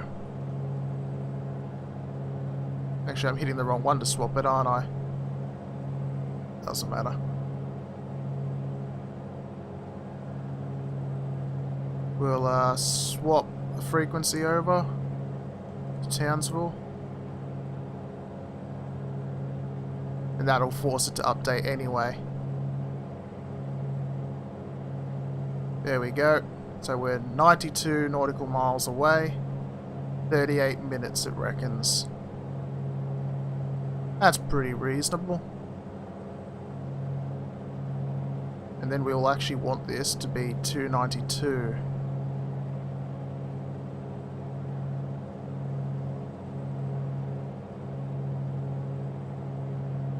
So we will set our heading to be 315.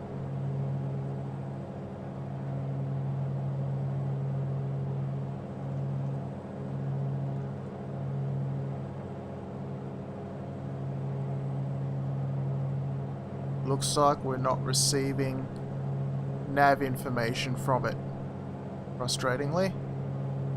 So we'll just swap that over to the GPS then.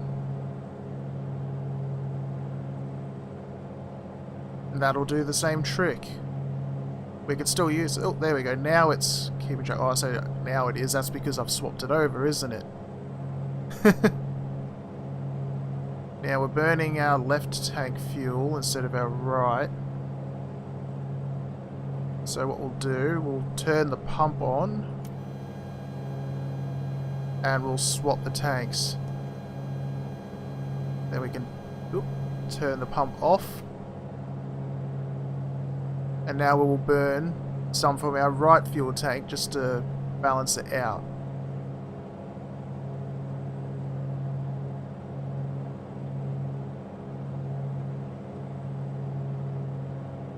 Pretty simple stuff really, but it works.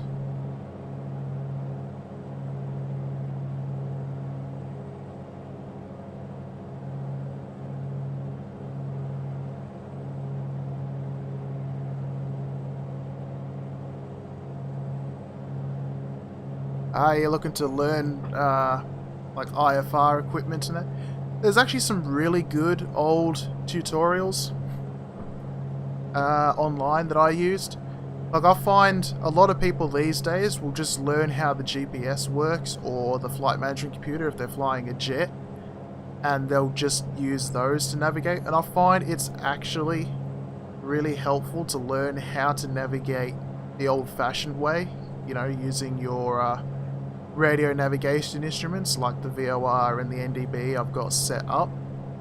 Just because if you can use them, you've always got the backup. So if you program the GPS wrong, for example, you can still work out where you need to go, which is really useful. And the simulators tutorials have a little bit of help for learning that sort of thing, but they're not, you know, there's better things than what they show you, unfortunately. Oh, camera's inverted there. Nothing but ocean to our right, the Coral Sea. And then inland Queensland to our port side. And then plenty of room for storage in the back as well. That's one thing you don't have in the Cessna. At least not the 172. Because there's very little room in a 172.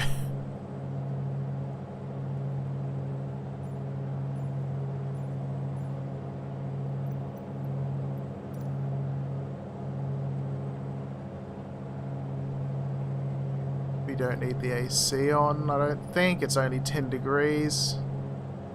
Our lights should be fine. We'll turn the landing lights off actually, we don't need them on right now.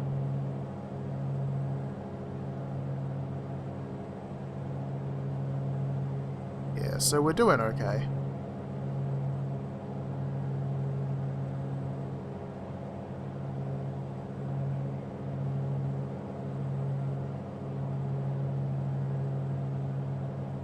Just keeping track on what my instruments say they're doing versus where we actually are.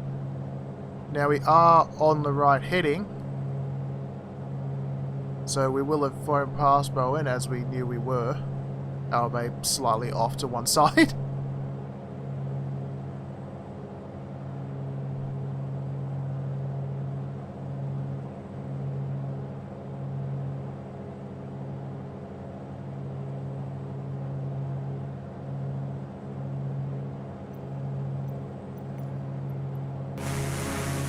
Oh, camera is lost. So reset it.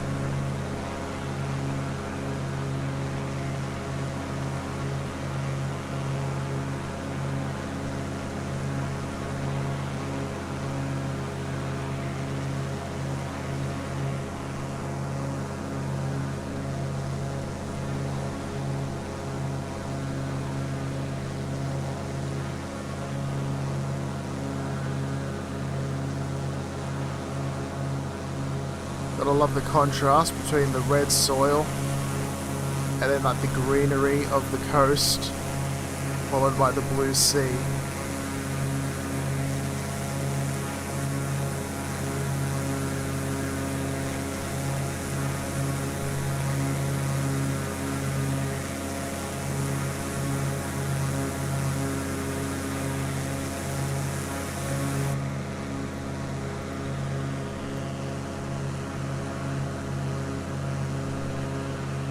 I don't know why this camera is offset, but it is.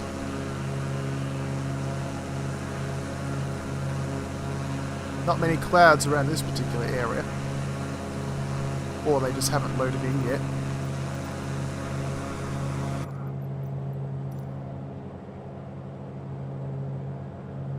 Yeah, Google Maps is a pretty good starting point. Depending on where you are in the world, SkyVector, the website SkyVector, I can really recommend that one for route planning. Because that one will give you can put in like, you know, your starting, your departure and arrival airports, and you can sort of just drag the map on it to pick like waypoints on the way or whatever, and then you can sort of print screen a navlog which will tell you exactly the coordinates to get to each place, as well as what headings to fly for them, and roughly how long you should take to get to them when if you put in information like what speed you'll be flying at and stuff. Very useful. Also, chart program is really useful.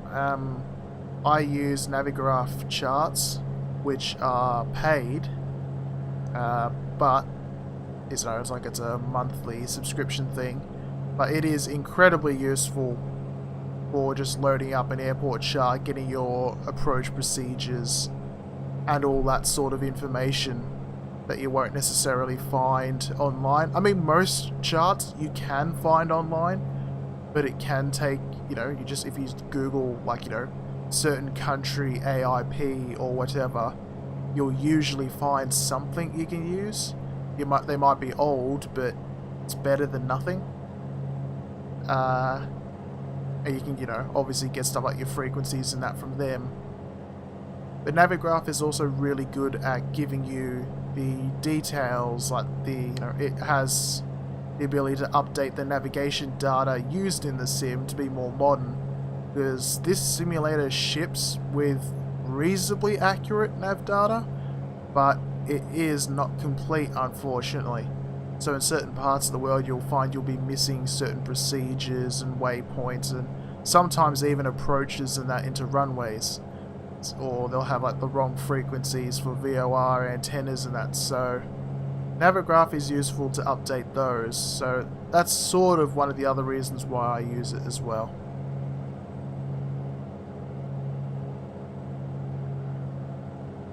But it's really just, you know, when you sort of start out learning it, it can be challenging.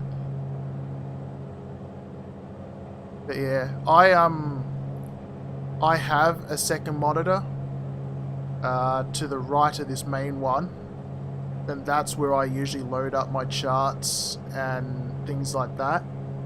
However, you can also put them, like, I've also got an iPad, I can just run them on that. Or things like my checklists, if I want to run a checklist. I don't tend to use them as much, if only because some planes, like the 737, I've flown so much that I mostly know how to do it without needing the checklist, although they're forever useful. Also for stuff like setting the clock, because I always forget to set the clock when I take off. But, you know, just basic things like that. They're very useful to have more information. It always is, though, to be fair. Especially when you're flying.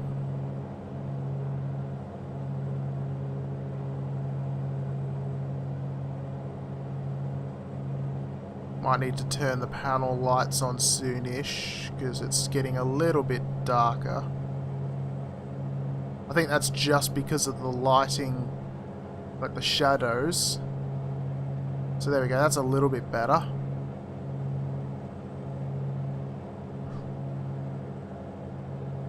We're sort of balancing out the plane in the process by burning from the right tank now. Which is one thing to remember in the Mooney, because whilst the Cessnas have the ability to burn from both tanks at once, the Mooney does not have that. You see, your fuel selector in the Mooney is left tank, right tank, or off. So, you basically have to put it in the one you want. Not that that's a big deal, of course, it's just one thing to keep in mind when flying it.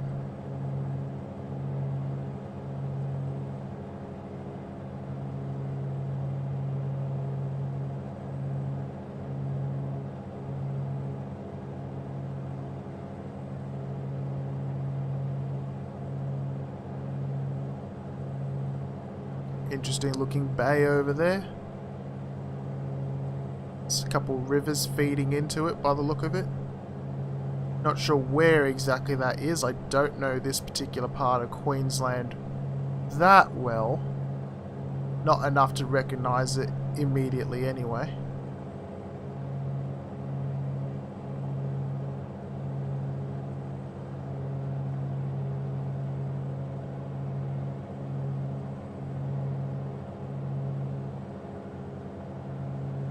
Oh, maybe I'll have a look at them at some point.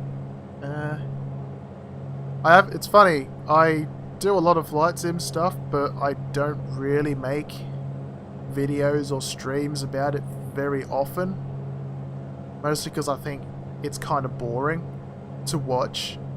Like, you know, flight simming to do, like if you're the pilot, that's interesting, it's entertaining. But if you're just watching it, I have a feeling that it's not that engaging. I mean, you know, because, I mean, look at this. We're in cruise at the moment. There's not a lot going on. We're just sort of following the autopilot right now. But I suppose some people are interested in that sort of thing.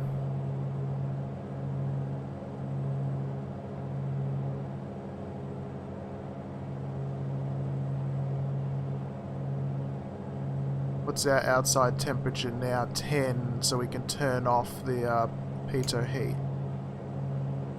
So we're definitely not in clouds, and we don't want to overheat the probe. Pretty sure that's not actually modelled here, but in reality you wouldn't want to do that.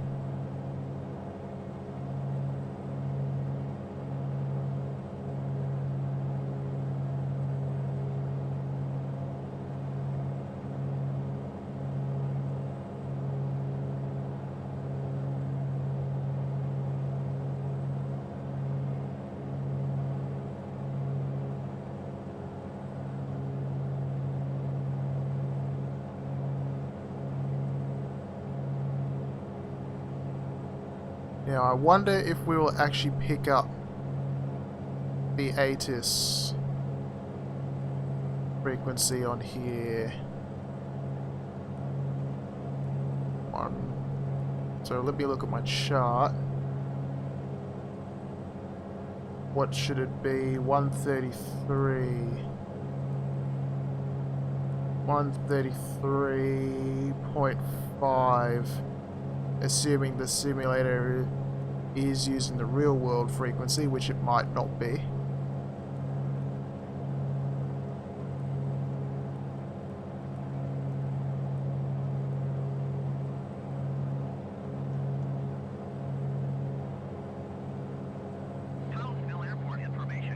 Oh, there we go, it is working.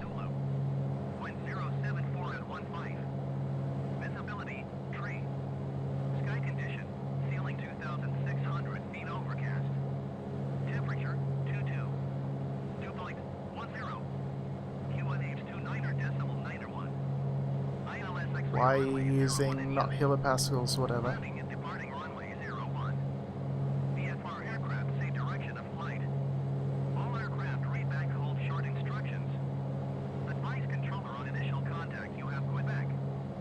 So 29901 is going to be what? About there.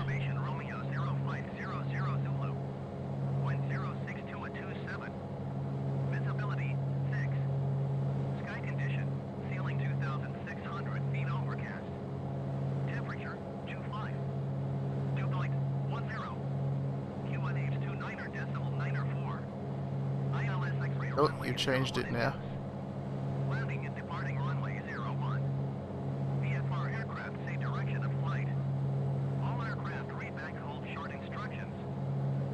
So there we go. So we'll actually want it around there then. So we're using runway 1 apparently. Or, yeah. Yeah, I suppose that makes sense. I suppose they have got a shorter runway, which we could use. We'll swap that out because we don't need that now. Okay, because there is a shorter runway 7 that we could land on.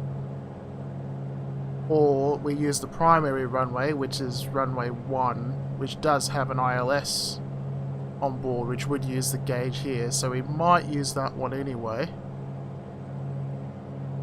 I don't know.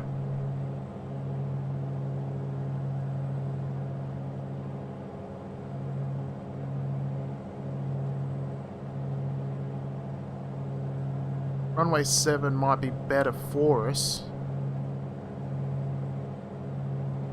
If only because that is, you know, more into the wind. And I know I'm not particularly great at crosswind landings, so I'll set myself up for that one.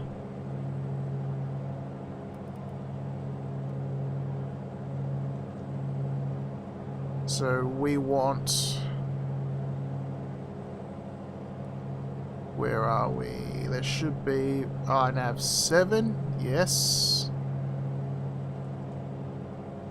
Transition that we want is not Saga, we want WA, looking at the chart, because that one's the one coming from the south, which is where we are. And we will just load that for now. So now in our flight plan, we will have... There you go, you can see we've got our approach procedure loaded in.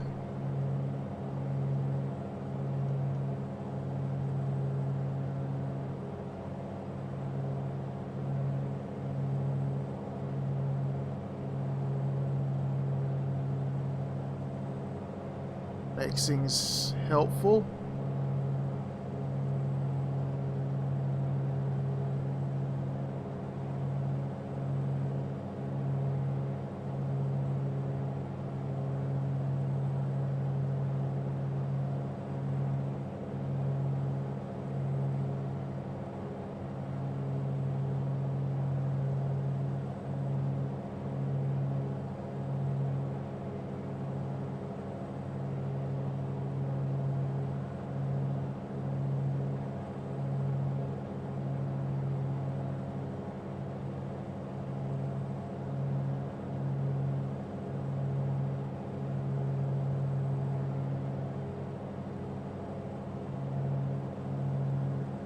So we will need to be at roughly 4,700 feet by the time we start our approach.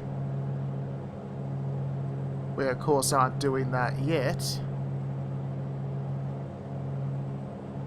but it will be something we have to keep in mind as we get there. So we basically need to descend 4,000 feet. Easy enough to do, you know. If you descend at 1,000 feet a minute, that's 4 minutes. So 4 minutes from where you expect to be, that is when you make your descent.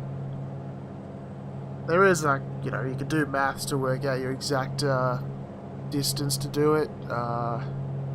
You know, based on what your speed is.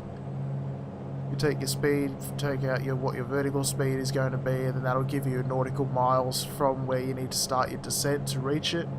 But I'm not actually flying that professionally. I mean, I'm only in a light plane at the moment, so it's pretty simple. I can just, you know, go, if I descend at 500 feet per minute, it'll take twice as long as if I do 1,000 feet a minute. So, for me, that is good enough. Really. And then of course we can use our information like the GPS and the information from the DME here to see how far away we are and how long it will take us to get there. So at the moment it's saying it will take us 15 minutes to get to Townsville if we were flying directly there. Of course we're going to turn away for our approach. And our approach will actually put us a little bit past Townsville. That's all good.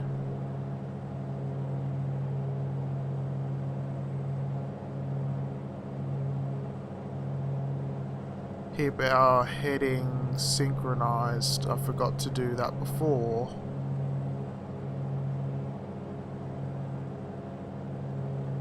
We've almost evened out our fuels now.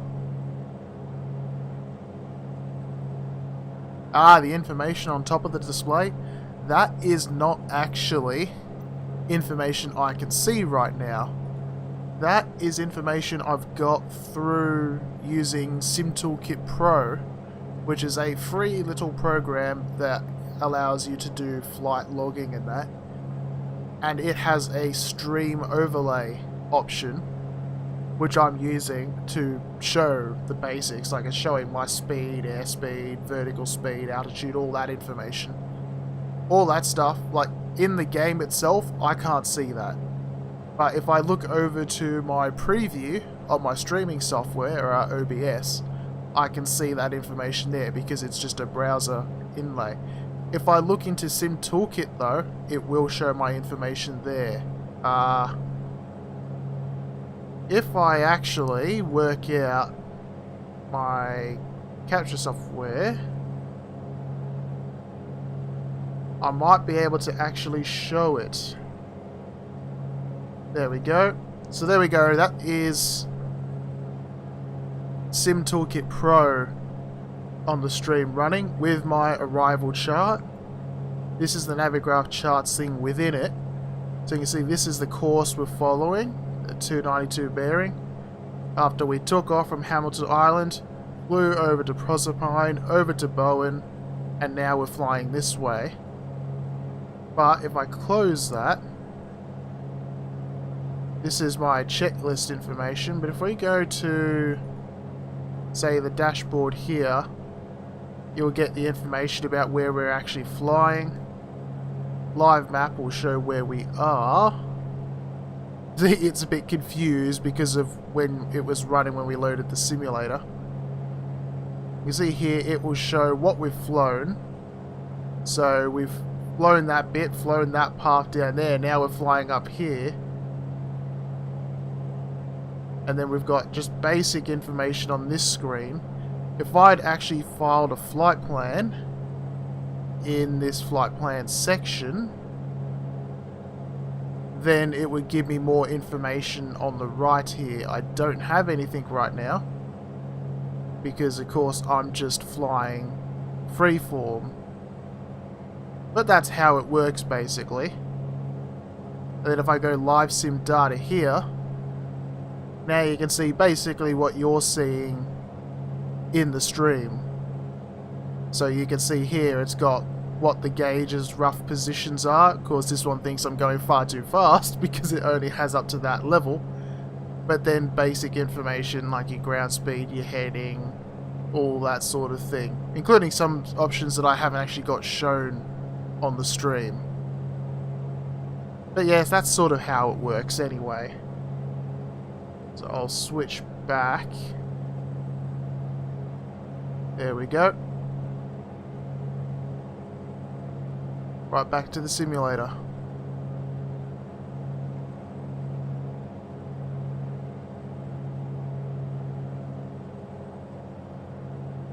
Now, we're actually probably going to want to start making our turns soon. So, if we go activate approach.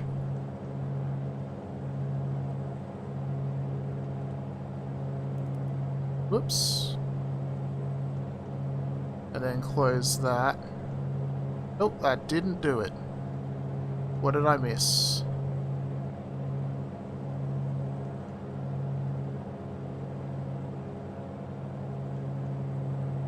I could do a direct to, but I don't really feel like it.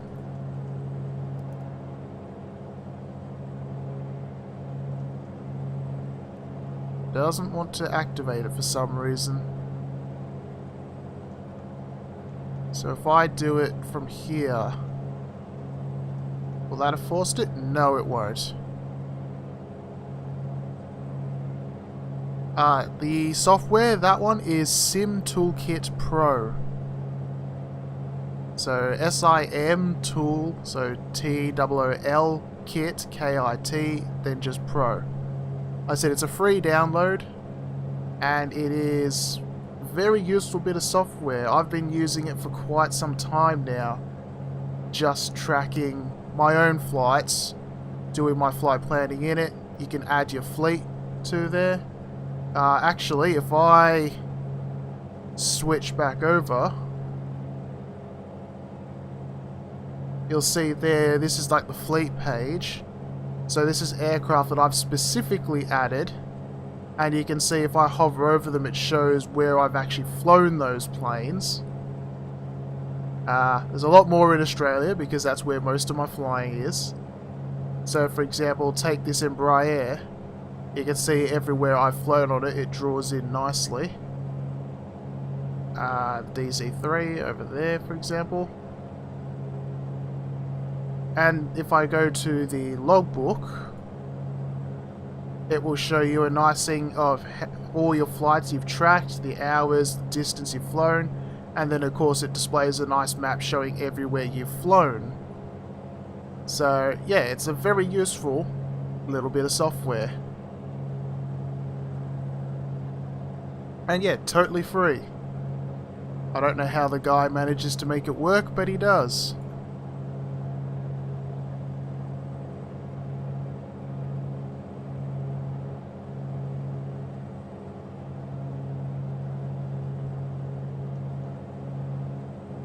But yeah, why am I not able to get you to activate the approach?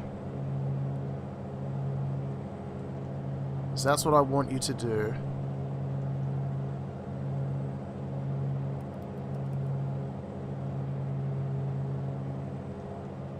Whoops, I accidentally added that. No, you fool. Switch back the heading while I fix the mess that I just made.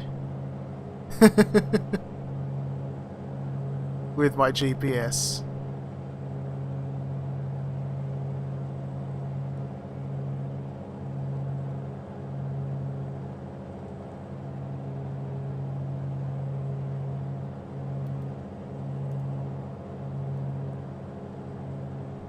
So if I tell it now to just go direct,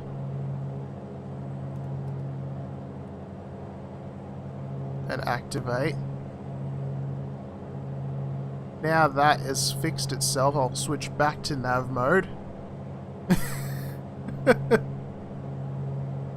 And we won't have that problem now. It has, however, removed our procedure. So let's enter that again.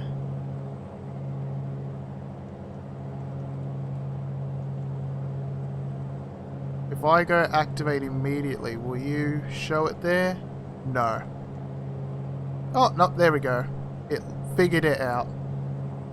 So it reckons it'll take us 16 minutes to get from our current position, which, because it's on a direct, is user, to the first waypoint of our arrival.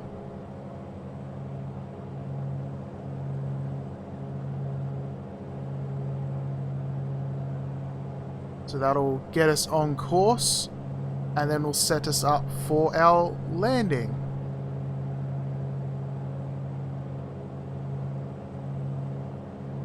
I have done a bit of virtual reality in Flight Sim. I haven't done it with this one though. I really should. I've only got an old, Oculus Rift CV1. So it's not ideal for flight simulators because the screen door effect is quite prominent. Like, it'll do the job. It's pretty immersive. Like, I've used it in X-Plane 11 where it works fairly well. It's just very difficult to actually read your instruments while using it. So I'd have to actually get a newer one at some point, which I've been thinking of doing anyway, but I just haven't really convinced myself to spend the money for something that is, for the most part, still kind of a novelty. Because virtual reality is great, but it's also sort of a pain in the ass to set up.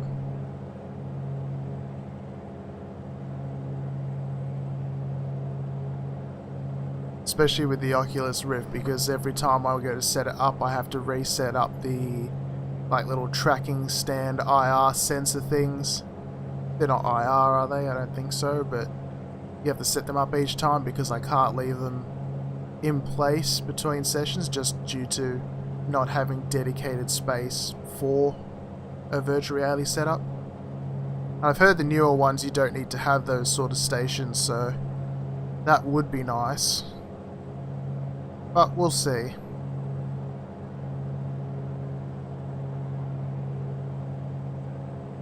But yeah, virtual reality is great. It's one of those things that you can't explain to someone who hasn't used it before what it's like. Really. You sort of have to experience it yourself to be able to talk about it to someone else, what it's like to use it. Because if you try and talk about it, there's no real words to say it. People just won't believe you.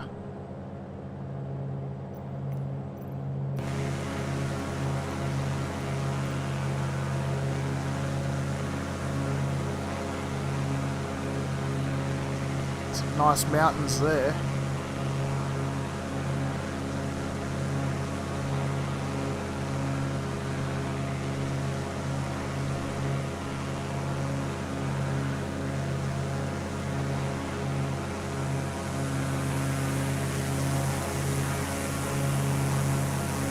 Jerky on the movement, but that's just my mouse.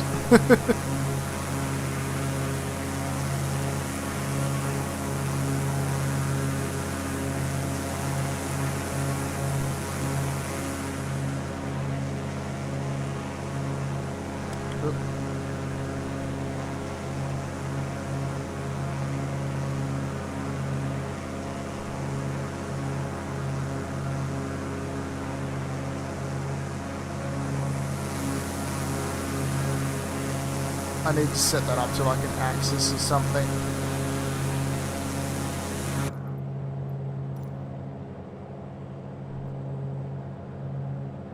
But yeah, once you actually use VR, it's really damn impressive.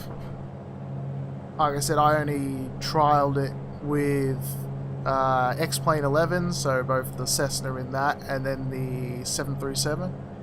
And yeah, it really makes you feel like you're in the plane. Like, you don't realise until you're using VR that the 737's cockpit is actually quite small for an airliner, like the overhead, you know, in the sim, you rotate the camera upwards, it's like, oh, you know, it's up there. You're in virtual reality and you go to look above it, it's actually, you know, in your face almost. Like, you know, you expect it to be low because you've got to reach all those switches when sitting. When sitting. But it's not something you notice so much on a 2D screen, even with Track IR like I use, compared to looking at it in the virtual reality itself.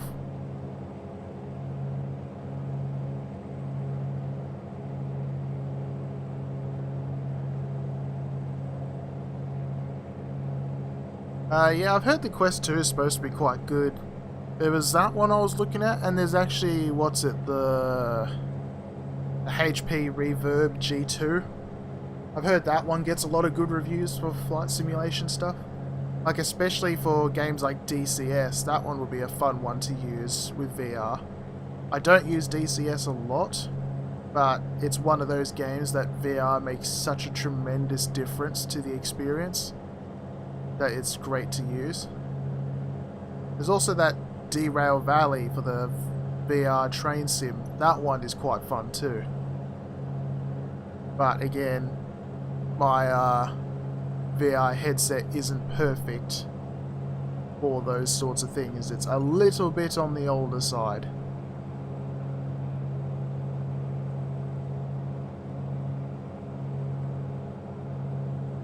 Yeah, the Oculus Rift has hand controllers you can use, but it's not quite down to the point of specific fingers, but it's not far off.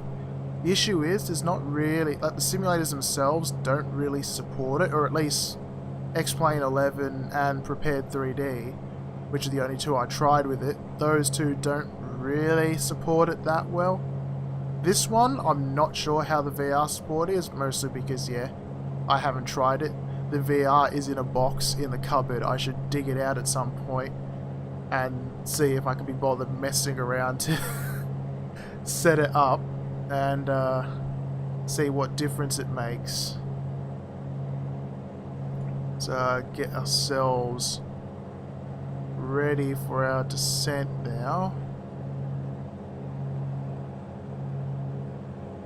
So we want to be at 4,700. Get our heading to match our current.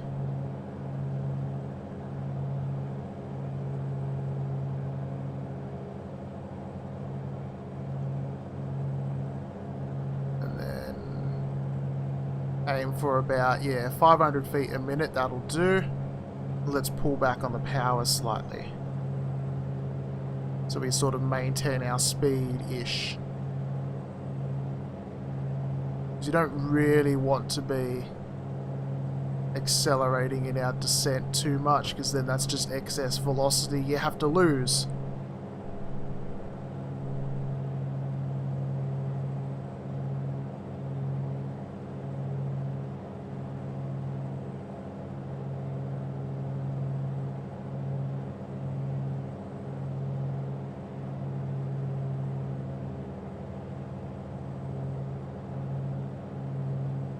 Actually, I might increase our descent.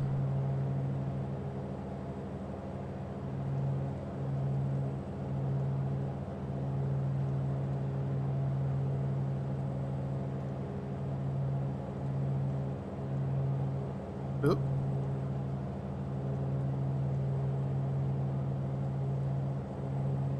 See how it sets.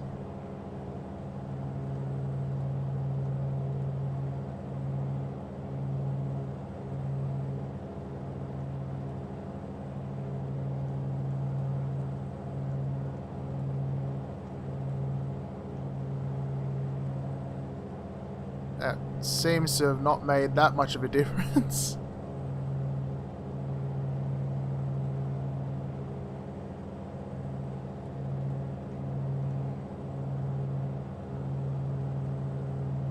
Headsets tracking hands. Yeah, I've heard a little bit about that, but I haven't really seen much of it in action.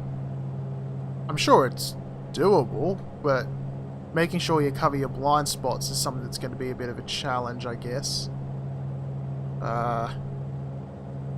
Again, it's all doable stuff. It just needs a bit of working. To turn the track IR back on again now that we are getting into the slightly more involved phase of flight. Turn our landing lights back on.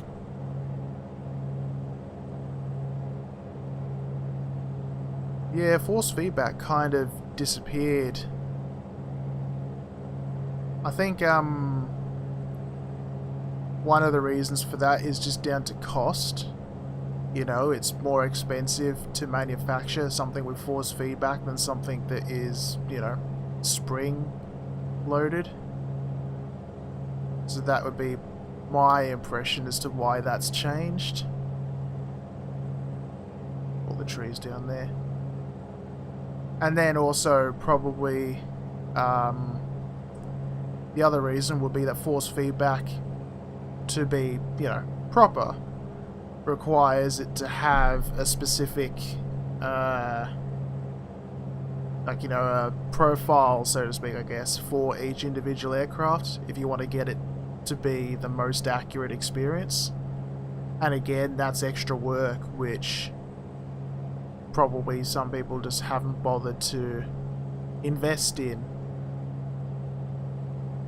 But I could see it making a comeback. I mean, it's still there in professional level equipment. Like, for example, if you go for Brunner flight yokes and rudder pedals and that, they have force feedback in them. But even then, the force feedback only really applies to a handful of aircraft that have specific profiles for it. Otherwise, it's just a generic input, really, which is not really what the intended use for them is.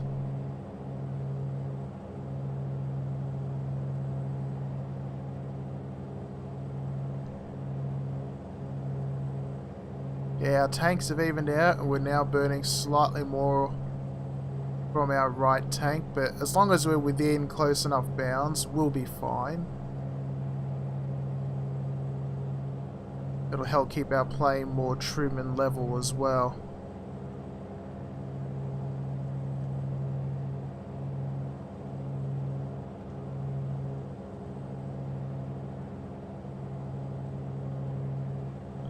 Then our minimum descent altitude is actually going to be 1,000 feet, so we'll change our autopilot reference. There we go. As we are passing through 5,000 now. See if the ATIS has changed.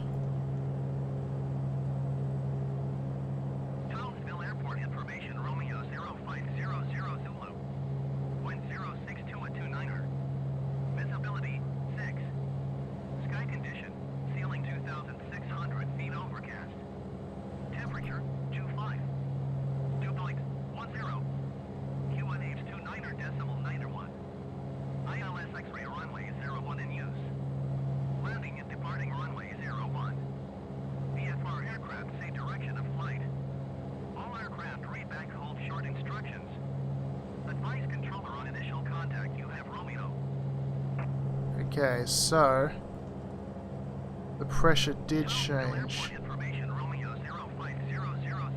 Oops, I didn't mean to do it twice. Yeah, we've heard that already.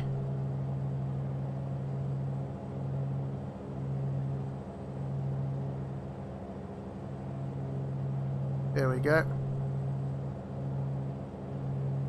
In the Mooney, you can't pump fuel from one tank to the other. You have these boost pumps, which can sort of do the job, but they're not really the same. Like, really, you switch on the boost pump when you swap tanks to keep fuel in. We are a little bit high still. Because, pumping fuel from one tank to another is not really a thing you find on a lot of general aviation category aircraft. I imagine mostly just down to cost. You know, it means extra pumps you got to pay for to maintain. You've got your extra equipment, you know, your fuel lines and all that. So instead of that, they just rely. A lot of them are sort of not really gravity fed, but not far off. I think in planes like the Cessnas, they are largely a gravity fed fuel system. But you don't need much more in a plane like them either, so it sort of works out. So, rich our mixture.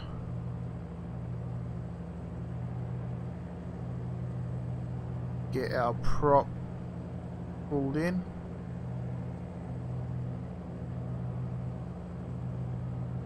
There's our runway. Directly ahead of us. There.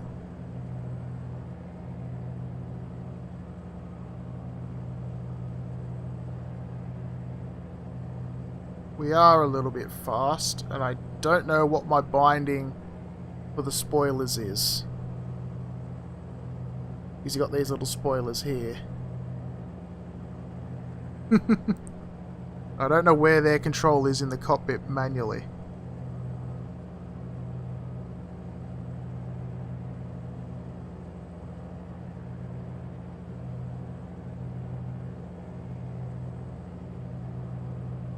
It'll be somewhere. Not that I'm particularly worried.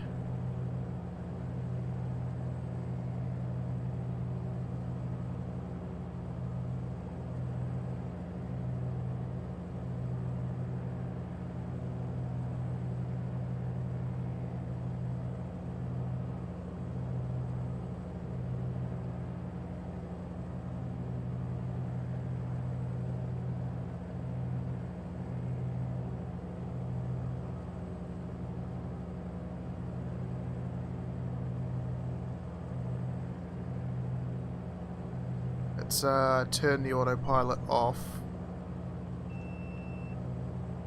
There we go.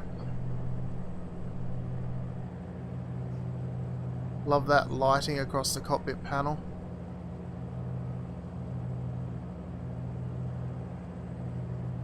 Put the gear down, we should be slow enough.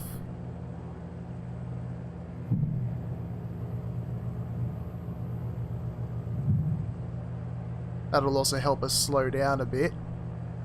The extra drag from the gear.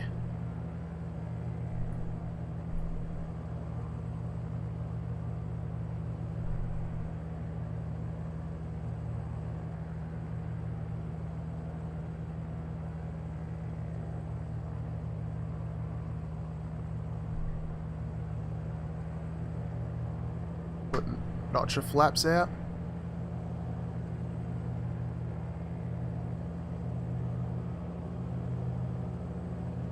Now there's going to be a very slight crosswind, which we can already see on us. Let's set the course here for better reference. Not that we've got anything tuned into it, but if we need to.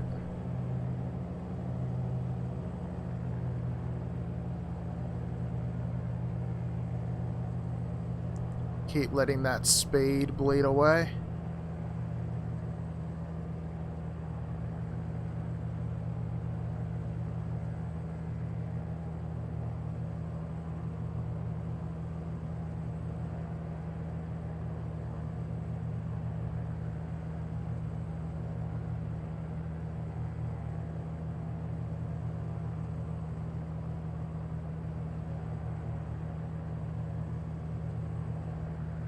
Use a bit more rudder than I have been, because we're a bit off center still. Put another notch of flaps out.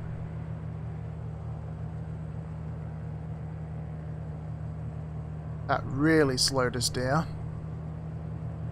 Still a little bit fast though.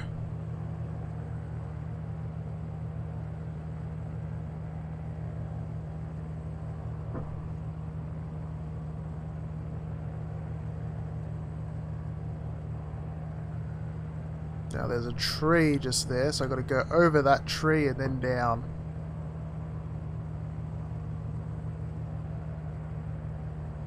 They are very high approach.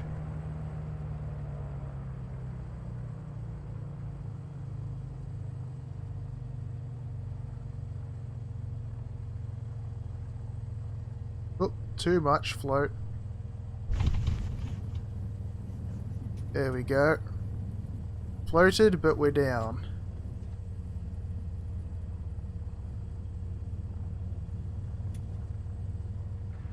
Flaps up.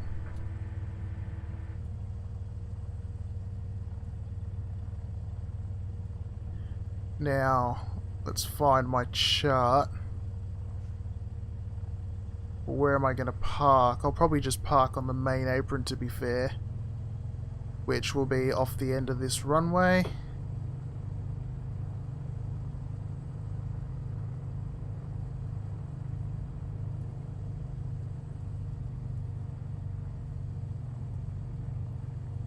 We can turn all this off now, because we don't need that.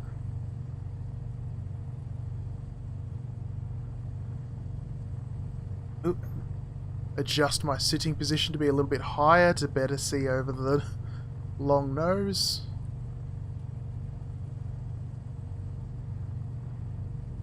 Now, Townsville is a joint military and civilian airport.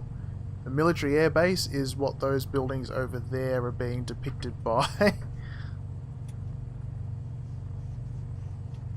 No aircraft.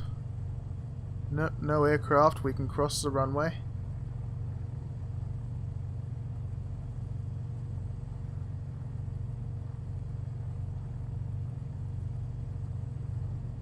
And we'll go down to the other apron, I think. Oh no, we'll go park by those hangars over there.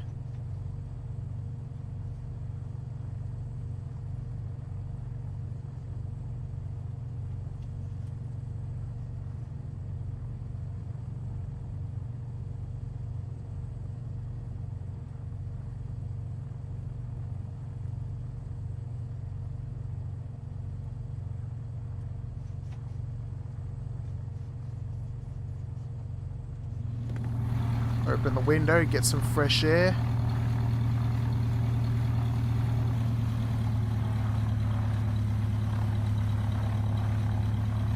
Make sure he stopped.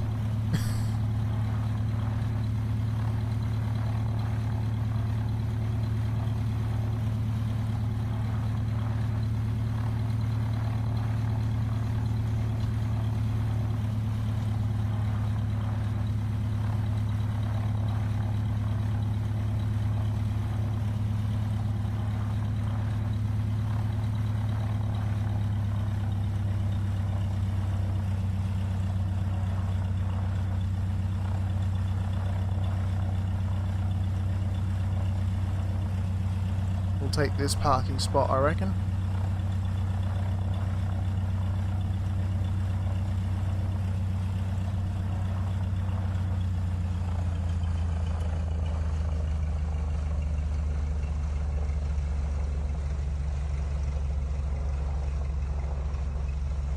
That'll do us. Get the whoop.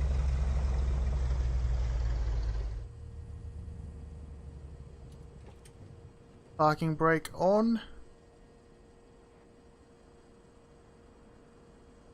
And we are good.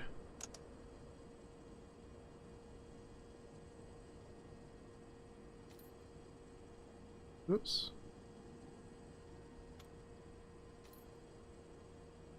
Magnetos are off.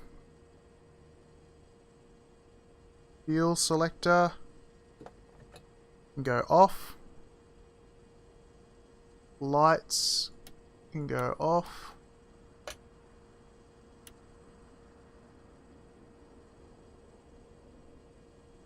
Alright. Avionics off. We'll continue. Yeah, what that reckons, hour and 16-minute flight. Yeah, that was pretty good. But we'll set continue because we haven't shut down yet. Alternator off. Battery off. And if we bring up this panel again, we can put, you know, we can hide the pilots. Static elements can go on.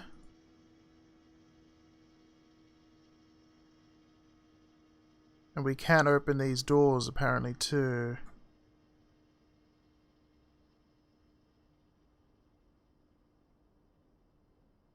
Like, interestingly, it doesn't want to let us open the pilot door, but we can open these other doors. Pretty sure you can just open the door yourself, but whatever.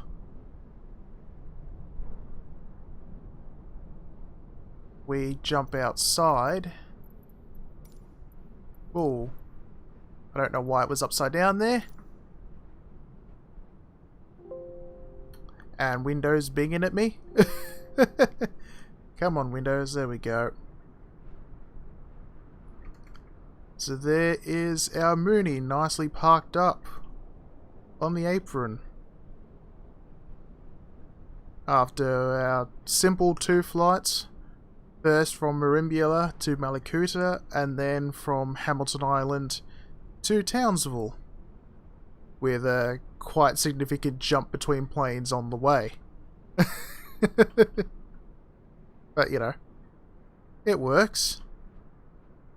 And thanks for coming along and watching the stream. I said it was only a casual thing that I had no real plans or goals for. So I hope it was entertaining, in the very least. And, yeah, you're welcome back anytime whenever I actually remember to do streams again.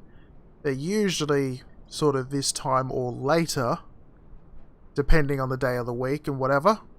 I'll turn the head tracking off because it's not necessary now. But, yeah, cheers for coming along. This was Microsoft Flight Simulator 2020 with first the default Cessna 172 and now the Carenado Mooney Ovation. And until next time, fly safe.